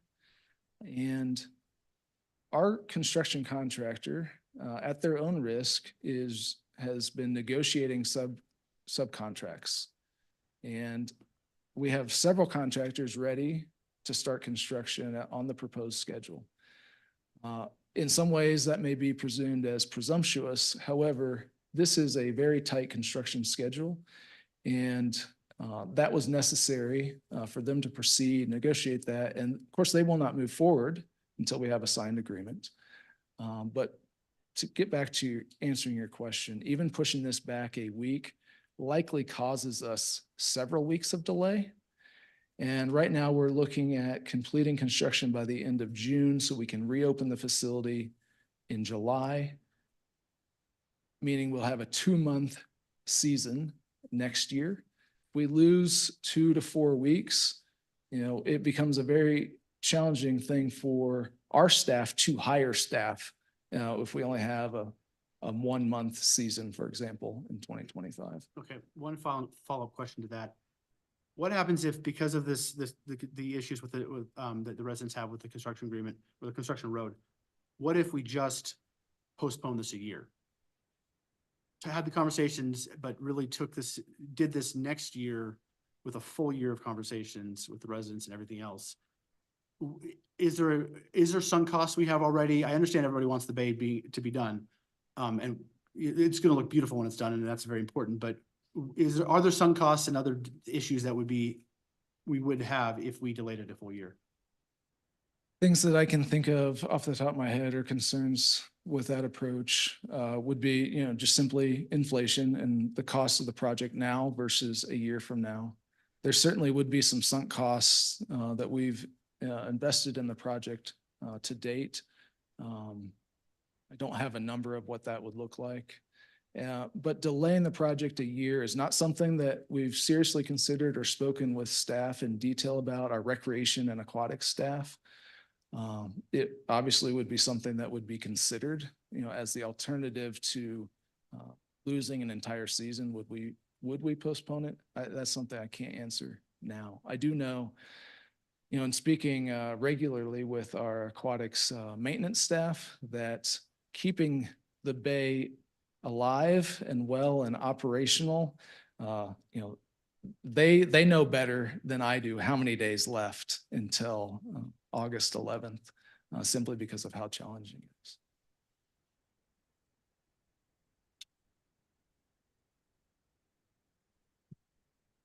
Good evening, Mayor, Mayor Pro Tem, council members. My name is Dawn Rothscheiben. I am the supervisor of aquatics for the city and county of Broomfield. I have been with the city for over 20 years, so I have a lot of history with the city. And this project really is very important to us for multiple reasons. Our community obviously cares deeply for this facility. It's something that everyone looks forward to every single year. And the staff is a primary concern for me as well, and our team and our city. We have worked very hard over the past 5 years during COVID. I think everyone knows of the lifeguard shortage. It is real. We have been working very diligently, and this is the first year I can say in 5 years that we are fully staffed, which says a lot for our team and for our city and county of Broomfield. And to lose those staff, to not be able to open the facility would be detrimental to the staff too. So I just wanted to put that out there. As far as maintenance is concerned, as Brian indicated earlier, the implementation plan began in 2011. Before that, I was part of a project in 2007 where we started talking about the phasing and the renovations of the bay. So this project has been ongoing for a very long time. The Bay Aquatic Park has outlived its life by many, many years. And when I say that, 15 to 20. So we have been working very hard every single day that we come to work to keep that building open and to keep that functional, to keep it healthy, to keep it safe, to keep it fun for our community. So it has been very difficult and very challenging day to day to keep that pool open. So if we say we're going to put it off another year, we can look into that, but I cannot guarantee that we can keep it open another year. Thank you. All right, thank That's you. awesome. That's all, Mayor. Thank you. All right, thank you. Next is Councilmember Nguyen. Thank you, Mayor. Mr. Graham, I appreciate your presentation, and obviously, this is not an easy position because this is or not easy decision. This is some of the questions I have obviously reflect a lot of the concerns from the community. My first question is, why does that have to be one route? Why can't it be mobile routes? And I'm not a construction guy. I just want to ask just because it seems like we're putting a lot of burden in the Highlands Ranch area, Highlands Park area. I think if I understand your correction or your question, why does it have to be one route? We will be utilizing option 2, and I apologize for not making that clear in my previous presentation. For smaller construction vehicles, for construction workers, we'll be utilizing the parking lot and entering that way. So we will be pushing as much traffic as possible, utilizing option 2 as opposed to Highland Park. It's just the large construction vehicles that we were unable to find another viable option for. And I guess my next question is then, some folks have mentioned that this phase is going to be, impacting during the high traffic areas, high traffic times. And I did review your notes and your emails. And, with mobile trucks going throughout the day, like, what would that look like for, an hour? Chris, if we could go to slide 11, I want to clarify some of the questions or statements made, by residents and acknowledge that these numbers have been evolving. I updated yesterday the frequently asked questions and these numbers on our website. And what you see this evening are numbers I am confident in and are actually about 1/3 less than what we originally posted on the website when notifying the community of the truck volumes to anticipate. And so I didn't go into great detail in this slide because I was afraid it was going to be too much detail, but I think I need to go back to this. These are, essentially what I'm calling the 5 phases of our trucking. Phase 1, for the first week or so, we'll be constructing that access road. And we're anticipating 5 trucks a day. That's 5 trucks in and 5 trucks out. So 10 trips will be made in front of the homes that are on the eastern portion of Highland Park Drive. The highest volume is actually 32 trucks per day over an 8-hour period, which would be 4 trucks an hour or 1 every 15 minutes.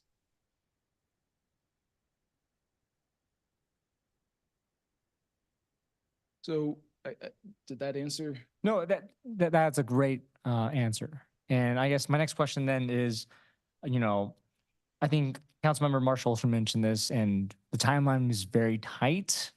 Obviously, residents have been informed very last minute, and I know you've offered a couple sessions for residents to voice tomorrow and of course in August as well. Will there be any notices about the traffic or any other ways for the community to be, I guess, prepared? Because I'm sure folks are still learning about this as we even speak right now. Sure. So, again, we will continue to keep the website updated, as construction begins and sharing this information. And if anything changes, which again, we're not expecting. So we will keep the project website updated. And again, I am offering opportunity both tomorrow evening, but both on August 7th, August 21st, and once a month, I will be in the neighborhood with the contractor, sharing project updates in person, answering questions and listening to concerns. If there are other ways, certainly that's beyond our list of ways that we plan to mitigate the impacts of construction and try to ensure the safety and cleanliness of the neighborhood and minimize those impacts. If there are things that we've missed, I'll be happy to listen to those. And, some of those have been emailed to me and we'll explore those. And my last question is, one of the members of the public, a former council member, mentioned about an option that was considered but not considered. Is there a chance we can review that? It wasn't mentioned, yeah, I'm not sure what. I believe I follow you. Yeah. Mr. Bros asked us to relook at the north option. North option being, from the Broomfield Community Center parking lot through the existing facility. And I don't want it to seem as though that was just dismissed quickly or easily. We looked at all of these options very closely. I did not cost out the impact, but as best practices would dictate, and our general approach is to not cause damage to things that don't need to have damage caused to them, and not damage existing infrastructure. The resident did point out that there is an existing backhoe in the facility. As part of this project, we are relocating an Excel power line. That backhoe is entered in, about 20 feet, not the entire route all the way from the north to the south of the site. Our pickup trucks, our maintenance trucks don't go in further than that. And so our pickup trucks are maybe 2,000-3,000 pounds, and obviously the construction vehicles would be much larger. And so that option was considered in detail, but there's just too much existing infrastructure in the way to make that, cost reasonable consideration. Mr. Graham, I again appreciate your presentation. I know you've been emailing, corresponding with several constituents as well on this project, and I will try to make sure that I personally will be available at the future community center meetings, as myself, including with Councilmember Marshall Olshan. I know this is a lot for us to process just because this project is massive, and obviously 70,000 people use the bay. I know that this is probably a very difficult project to manage just because of the surrounding area. It'd be nice if we could just, airdrop everything in, but obviously that's not feasible. But again, I appreciate your presentation. Thank you. Thank you. Any other council member questions? Mayor Pro Tem Schaaf. Thank you, Mayor. I just have one quick question. So this is a repair and replace project as opposed to a development project. But I'm curious, do we typically have approvals of construction routes on the front end with those SDPs? and construction projects.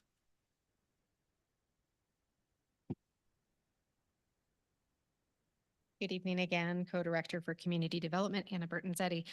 No, we do not. Similar circumstances where a development project goes through the process, you are typically seeing the development plan itself, but the construction routes and some of those details of how that occurs is often done after a site development plan is developed. In those instances, often we're talking about private developers where we don't have control over the contractor. With capital projects, that is different, and we do have control and have that as part of the contract with Broomfield. Okay, thank you. That's all I have, Mayor. All right, thank you. Any other council member questions? Councilmember Lim? Yes, I'm familiar with the capital project of the Sienna Reservoir Pipeline going behind the Wildgrass neighborhood on the east. And we approved that project, obviously. I was surprised when I saw trucks going on Eagle River Loop right in front of my house. In February, when they started going by, they were going very fast. And my neighbors told me that also, as I also observed them. So I can attest to the fact that you don't know what you approve, what the truck route's going to be.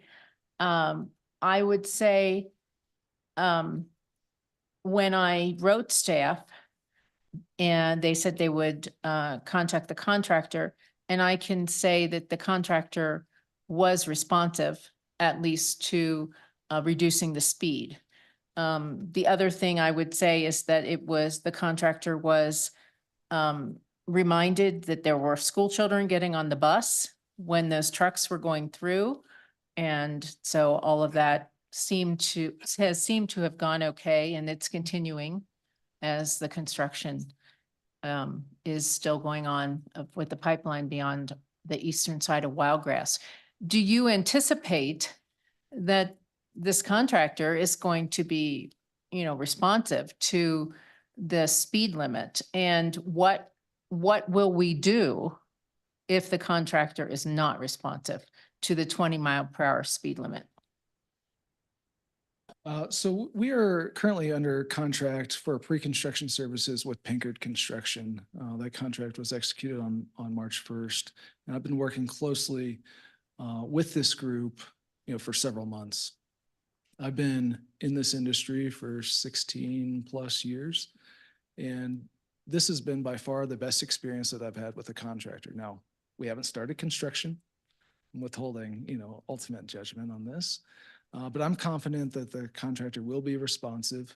I did speak with them today. They've already spoken with there'll be two main subcontractors doing the hauling, one for demolition and one for all the material import and export. And then there, of course, will be a number of other smaller contractors doing smaller trips. But the intent is to use the same drivers every day. And so these drivers, of course, are professional drivers, licensed, and I believe will be very responsive to the restrictions we put in place and to the speed limit. If we find that is not the case, I'm sure that I will notice because I will be on site regularly. I'm sure I will hear from our residents, and we have daily contact with the contractor to address this. In addition, the 20-mile-an-hour speed limit signs will be enforceable. I don't expect that I will need to call the police on my own contractor, but the speed limit signs that we put in place and reducing the speed limit for trucks 5 miles an hour lower than the existing speed limit in the neighborhood, is enforceable by the police. Okay, thank you.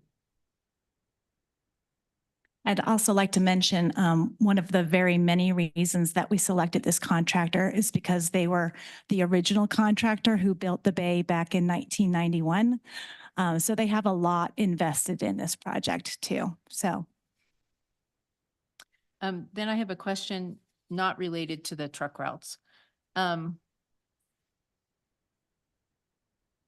we anticipate, we've talked frequently about the amenities for residents not paying for themselves.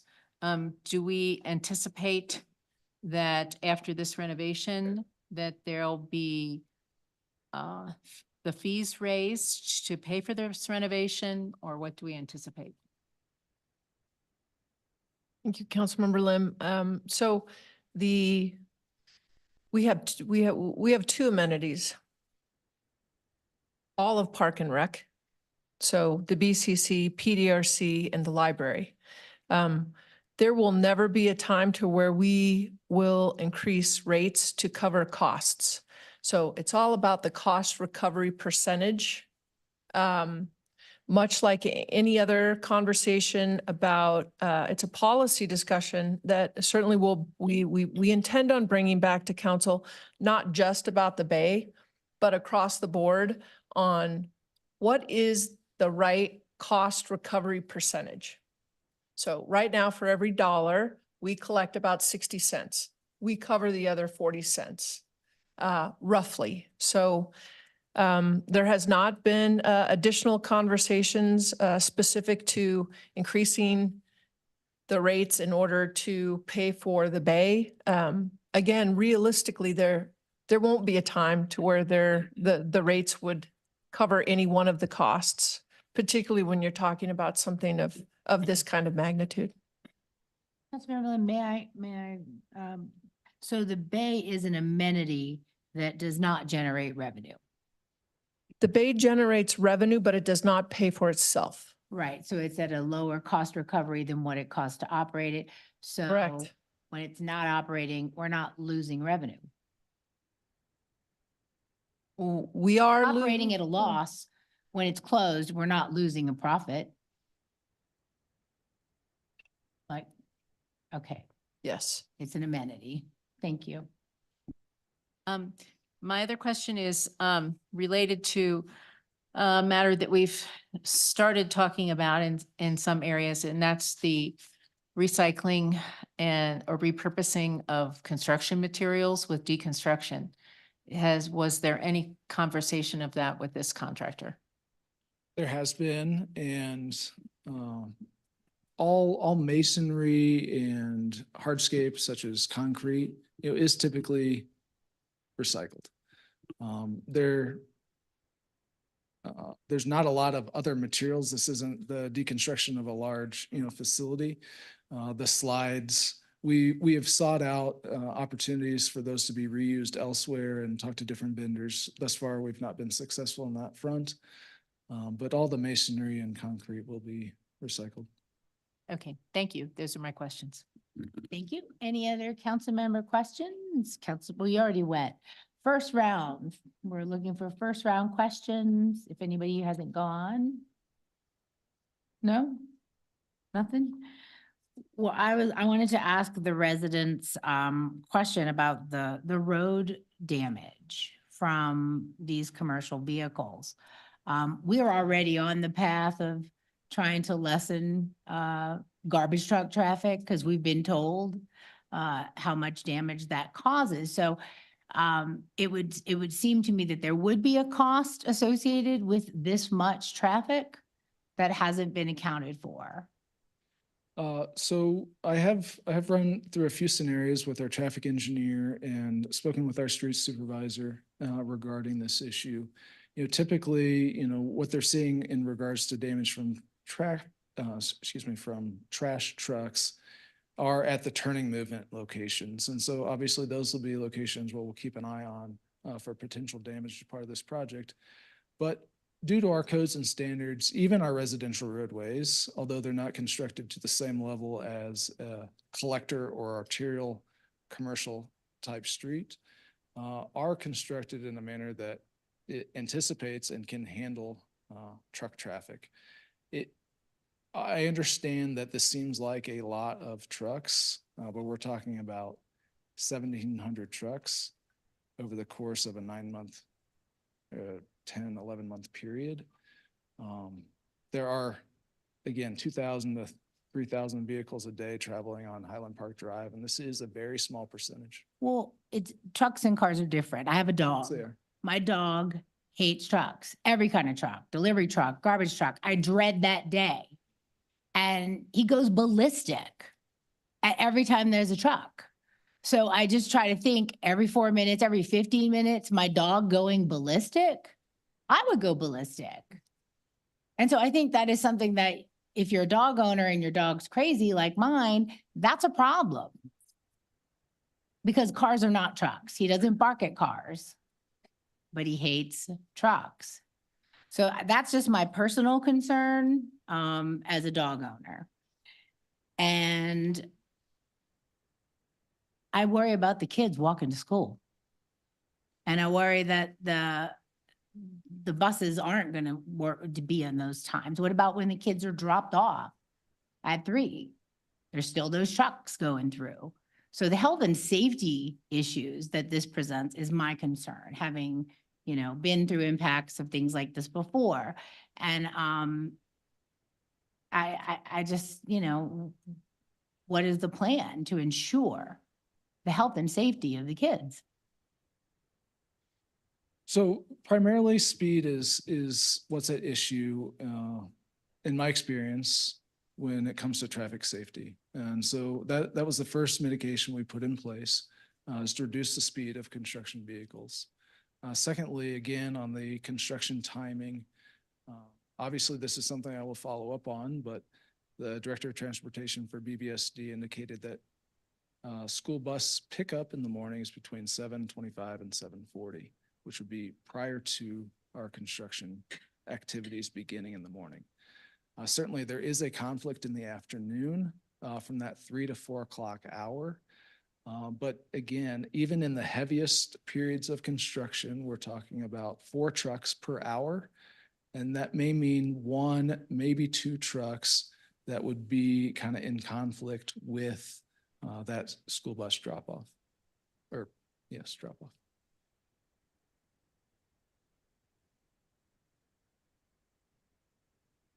So I noticed that the truck traffic counts have gone down.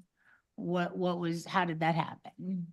That's correct. So I've been working closely with the contractors since we first published the frequently asked questions about a week ago to really refine those numbers.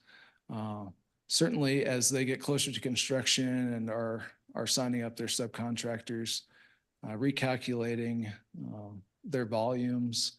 Part of that is why numbers gone down. And part of that was just simply a mistake in terms of double counting trucks versus trips. And so when we clarified all that and refined those numbers, the good news is that the actual volumes have been reduced by about 36% than what we originally posted and were anticipating for the project.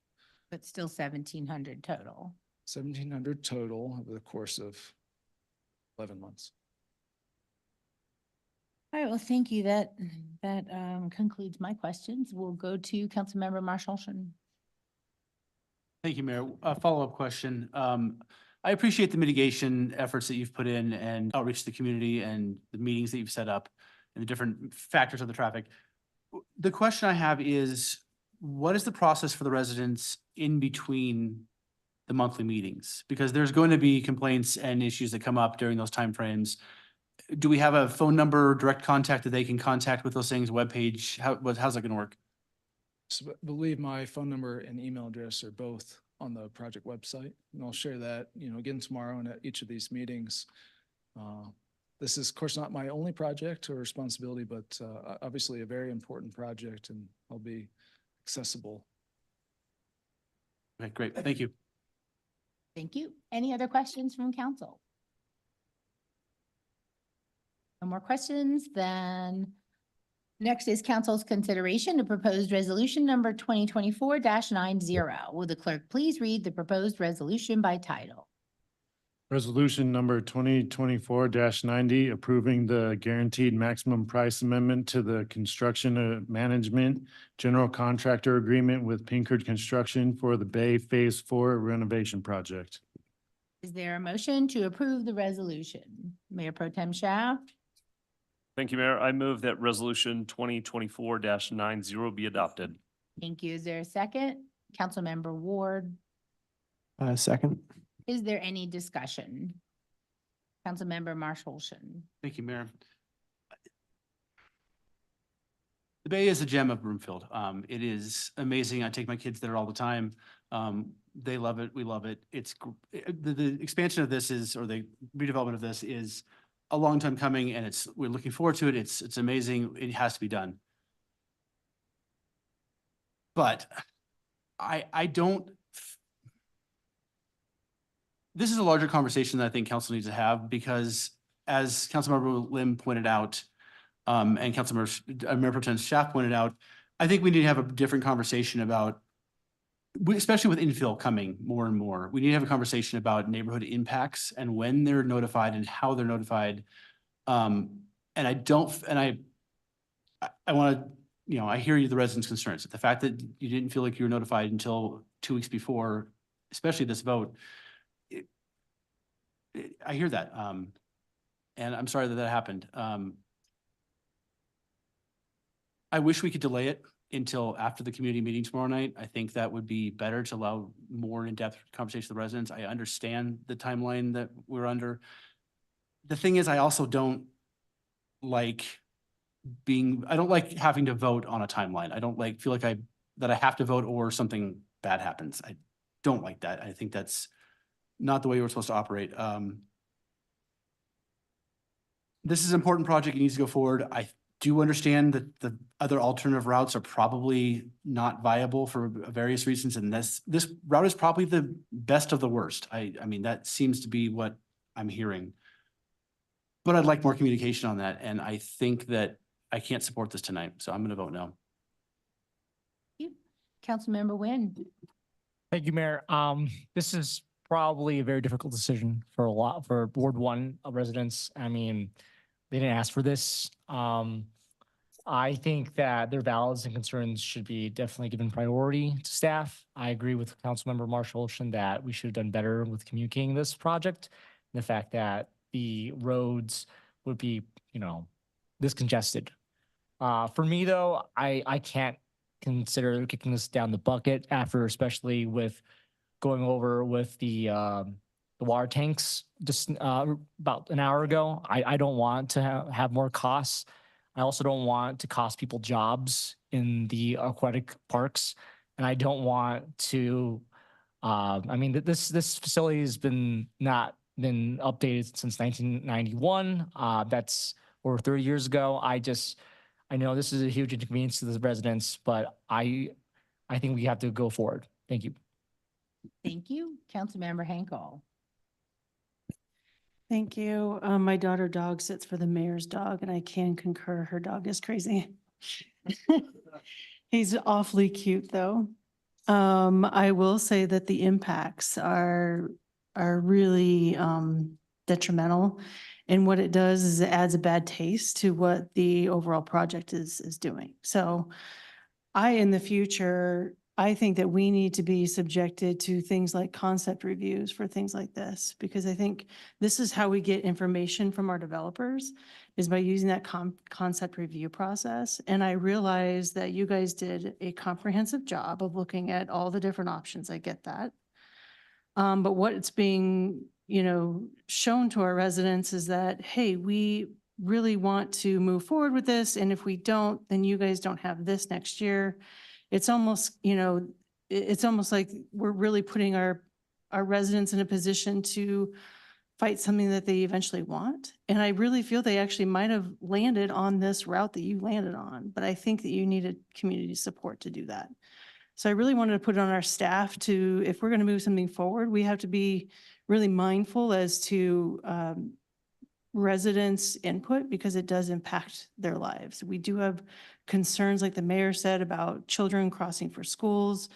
If this were oil and gas, we'd be fighting this tooth and nail. But it's because it's us with CCOB, we're trying to push it through because it is an amenity, and I appreciate what you do. I really appreciate our Parks and Rec department. I feel like it is an amenity.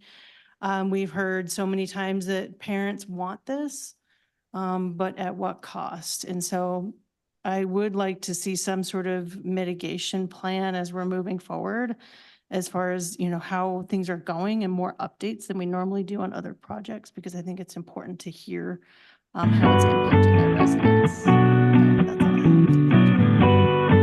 Thank you, Mayor Pro Tem Shaft. Thank you, Mayor. So development decisions are the most consequential and impactful decisions we make on council. Development decisions are heavy and should not be taken lightly. The decisions on the front end are so important as they guide the project and prevent cost increases, time increases, and additional staff time, and of course, unrest. Fortunately, the approval tonight is not a project review, but a construction agreement. But that doesn't mean that we can't improve our engagement with our residents and community, especially when it is infill. And we will see more and more infill as we continue down the road.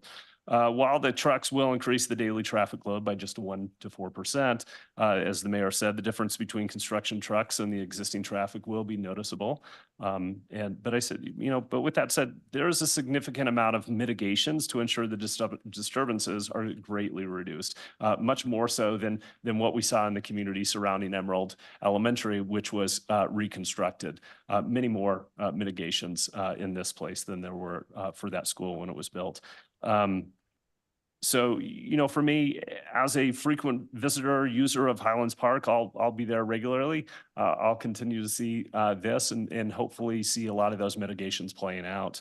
I think that, as we saw earlier tonight, if we think the individuals who think the water tanks and enterprise funds have and are in a difficult conversation, and those are difficult conversations, the delay of this project resulting in the closure of the bay for 2025 will be pretty severe. The uproar, I think, would be deafening.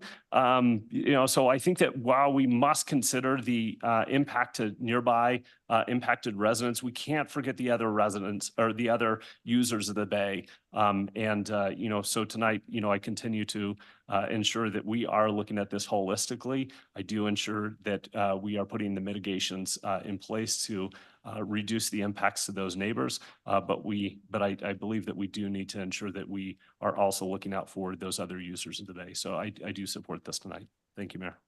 Thank you. Any other discussion?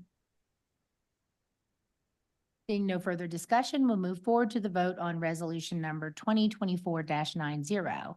Council, please cast your vote electronically. And Councilmember Leslie, please state your vote verbally. Yes. Thank you. All council members have entered their vote and the result will be displayed on the screen. And that passes 7-2. So thank you all, and thank you all for being engaged. We'll see you tomorrow. The next item under action items this evening is council's consideration of a resolution relating to the HUD action plan. I'll now declare the public hearing open. Council has a copy of the agenda memorandum, which I'll ask our staff to summarize.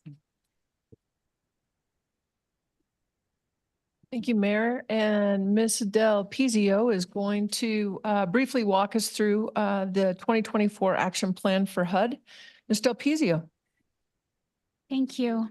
Good evening, Mayor, Mayor Pro Tem, council members. Viviane Del Pizzo with the Housing Division. I wanted to bring forward the proposed City and County of Broomfield Annual Action Plan to be submitted to the United States Department of Housing and Urban Development.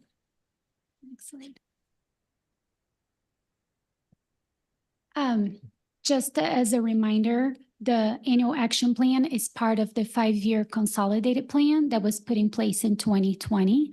HUD, the U.S. Department of Housing and Urban Development, requires that we put the consolidated plan together and every year submit an annual action plan.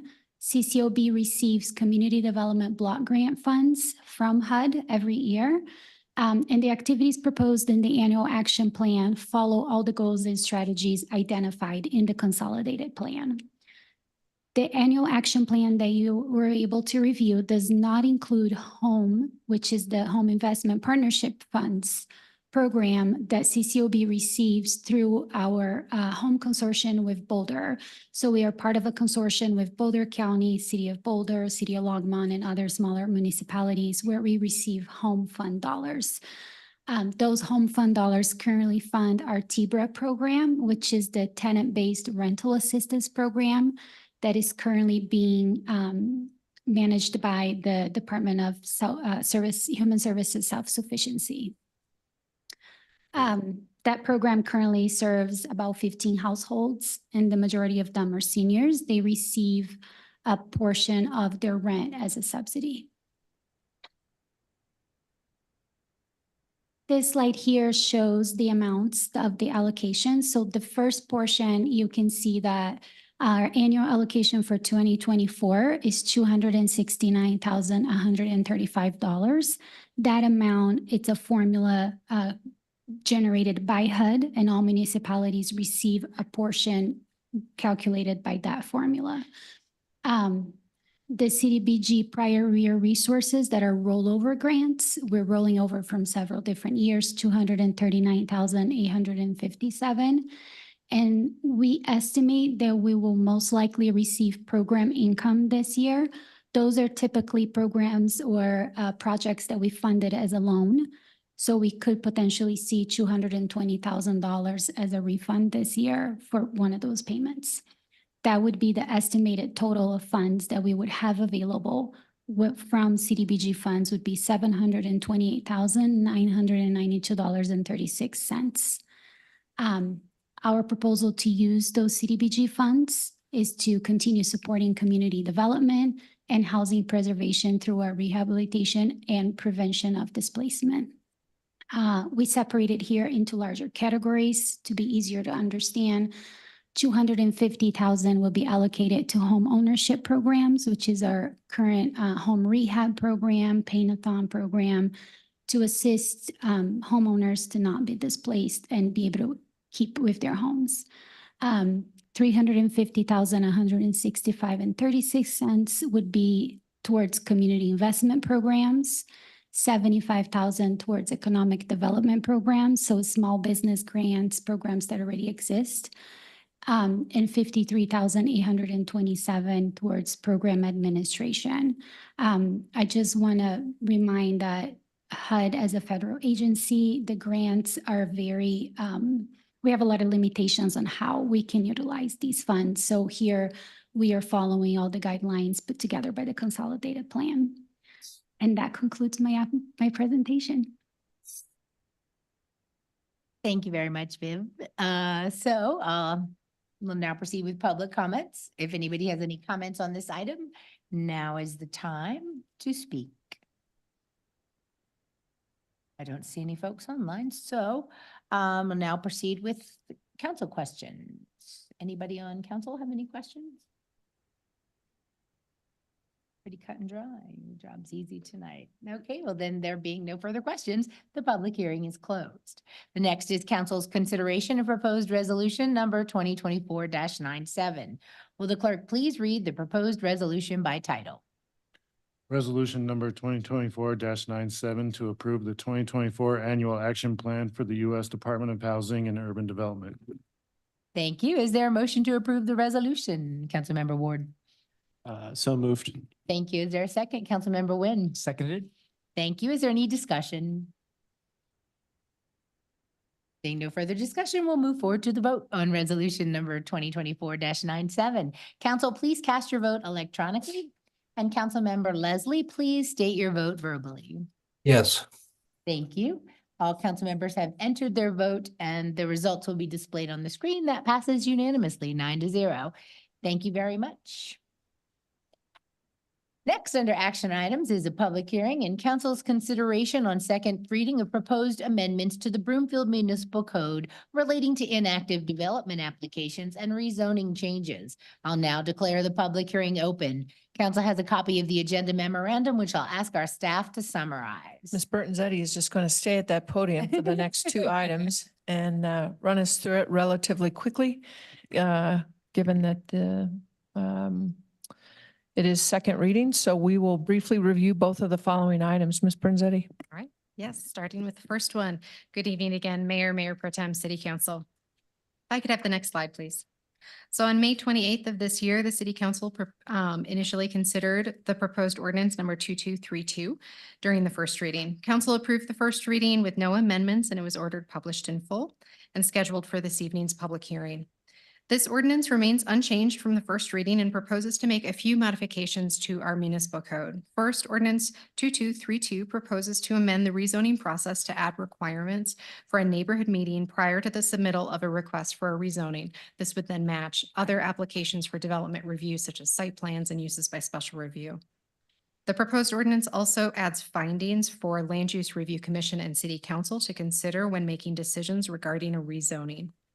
Today, there are no specific findings required for a specific action of consideration of a rezoning, so that adds the findings to our code. Next slide, please. The other changes proposed with this ordinance is related to if an application becomes what we call stale or inactive in titles 16 and 17. So that's the zoning and the subdivision codes. The proposed ordinance would add language that would make the development applications become void if there's been no activity for 180 days. After that date, if an applicant wanted to move forward, they would have to apply again, submit a new application. Ordinance number 2232 does provide for the opportunity for the Director of Community Development to extend the expiration of that 180-day time period if there's good cause provided by the applicant and a written request is submitted for consideration. That concludes staff's presentation on this item, as was mentioned, since this is the second reading and there's been no changes. Thank you, staff, for your summary. We will now proceed with public comment, starting with in person. If there is anyone who would like to be heard, please come to the podium and state your name and neighborhood for the record. Please limit your comments to 3 minutes. Is there anyone in the public that would like to present public comment? Seeing none, we'll look online, and we have no one online as well. Questions from council are next. Members should limit themselves to questions during this portion. Are there any questions? Seeing none. That concludes our public hearing. The public hearing is now closed. Oh, sorry, there is no further questions. The public hearing is closed. Next is council's consideration of proposed ordinance number 2232 on second reading. Will the clerk please read the proposed ordinance by title? Ordinance number 2232, adding sections to 16:4-40. Inactive applications, section 17-2-85, inactive applications, and amending section 17-48-20, procedure for rezoning in the Broomfield Municipal Code. Is there a motion to approve the ordinance? Councilmember Ward. Move that ordinance number 2232 be adopted on second reading and published by title. Is there a second? Councilmember Nguyen. Seconded. Seeing no, is there any discussion? Seeing none, we will now move forward with the vote on ordinance number 2232. Council, please cast your vote electronically. And Councilmember Leslie, please state your vote verbally. Yes. All council members have entered their votes. The votes will now be displayed on the screen. And that passes unanimously, 9-0. You want to keep your Oh, skills, sure. keep your skills home. Thank you, Mayor. Our final action item this evening is public hearing and council's consideration on second reading of a proposed ordinance relating to family child care homes. I'll now declare the public hearing open. Council has a copy of the agenda memorandum, which I'll ask our staff to summarize. Ms. Burton-Zetti, number 2, please. Thank you again. Good evening again. If I could have the next slide. This is the second reading for this consideration of this ordinance. We did not provide a detailed presentation at the first reading, which was done on the consent agenda, but there is a detailed memorandum with all of the information regarding what is proposed with this ordinance this evening. Try to keep it a brief summary for this application, or I'm sorry, ordinance. Back in 2021, Colorado passed House Bill 21-1222, which changed the way that local governments in Colorado can regulate family child care homes. This ordinance is in a direct response to that requirement to address the fact that family child care homes now need to allow for up to 12 children to be cared for across the state of Colorado. Broomfield has been following these requirements. We're bringing this forward to ensure that the code reflects the current practice. Next slide, please. So again, on the slide, we're just showing what the existing is to the proposed, the increase that's required by the state to go from a maximum of 8 to a maximum of 12 children. We also made a few minor modifications to the code to bring us into alignment with state regulations. For example, that family child care homes can care for children under the age of 18. Our code listed 13. So trying to make sure that we're just in alignment with the state regulations. Next slide, please. We made a few changes to the terminology and, I'm sorry, to the definitions that are used throughout the code. Again, this is to align with the change in the 18 years and younger versus 18 years and older for adult versus child care homes. Next slide, please. There were a few other cleanup items that were included in this draft language, including using a consistent term of child daycare facility throughout the code. Next slide, please. I guess that's it. So that concludes staff's presentation on this item, and I'm happy to answer any questions regarding this update to our zoning code. Thank you, Ms. Bertanzetti, for the brief summary. We will now proceed with public comments, starting with in person. If there is anyone who would like to be heard, please come to the podium and state your name and neighborhood for the record. Please limit your comments to 3 minutes. Are there any members of the public wishing to speak? None in person. Are there any on the phone or online? And no one is there. We will now, let's see, questions from council are next. Members should limit themselves to questions during this portion. Are there any questions? Seeing no questions from council, the public hearing is closed. Next is council's consideration of proposed ordinance number 2233 on second reading. Will the clerk please read the proposed ordinance by title? Ordinance number 2233, amendment to the Broomfield Municipal Code to allow family child care homes. Is there a motion to approve the ordinance? Councilmember Ward. Move that ordinance number 2233 be adopted on second and final reading and ordered published by title. Is there a second? Councilmember Henkel. Second. Is there any discussion? Seeing no further discussion, we will now move to the vote on ordinance number 2233. Council, please cast your vote electronically. Councilmember Leslie, please state your vote verbally. Yes. All right, all council members have entered their vote. The results will now be displayed on the screen. That passes 9-0 unanimously. There are no requests for future action this evening. Is there any other business to come before the council from my council colleagues or staff or the mayor? Seeing none, there is no further business. The council meeting is adjourned.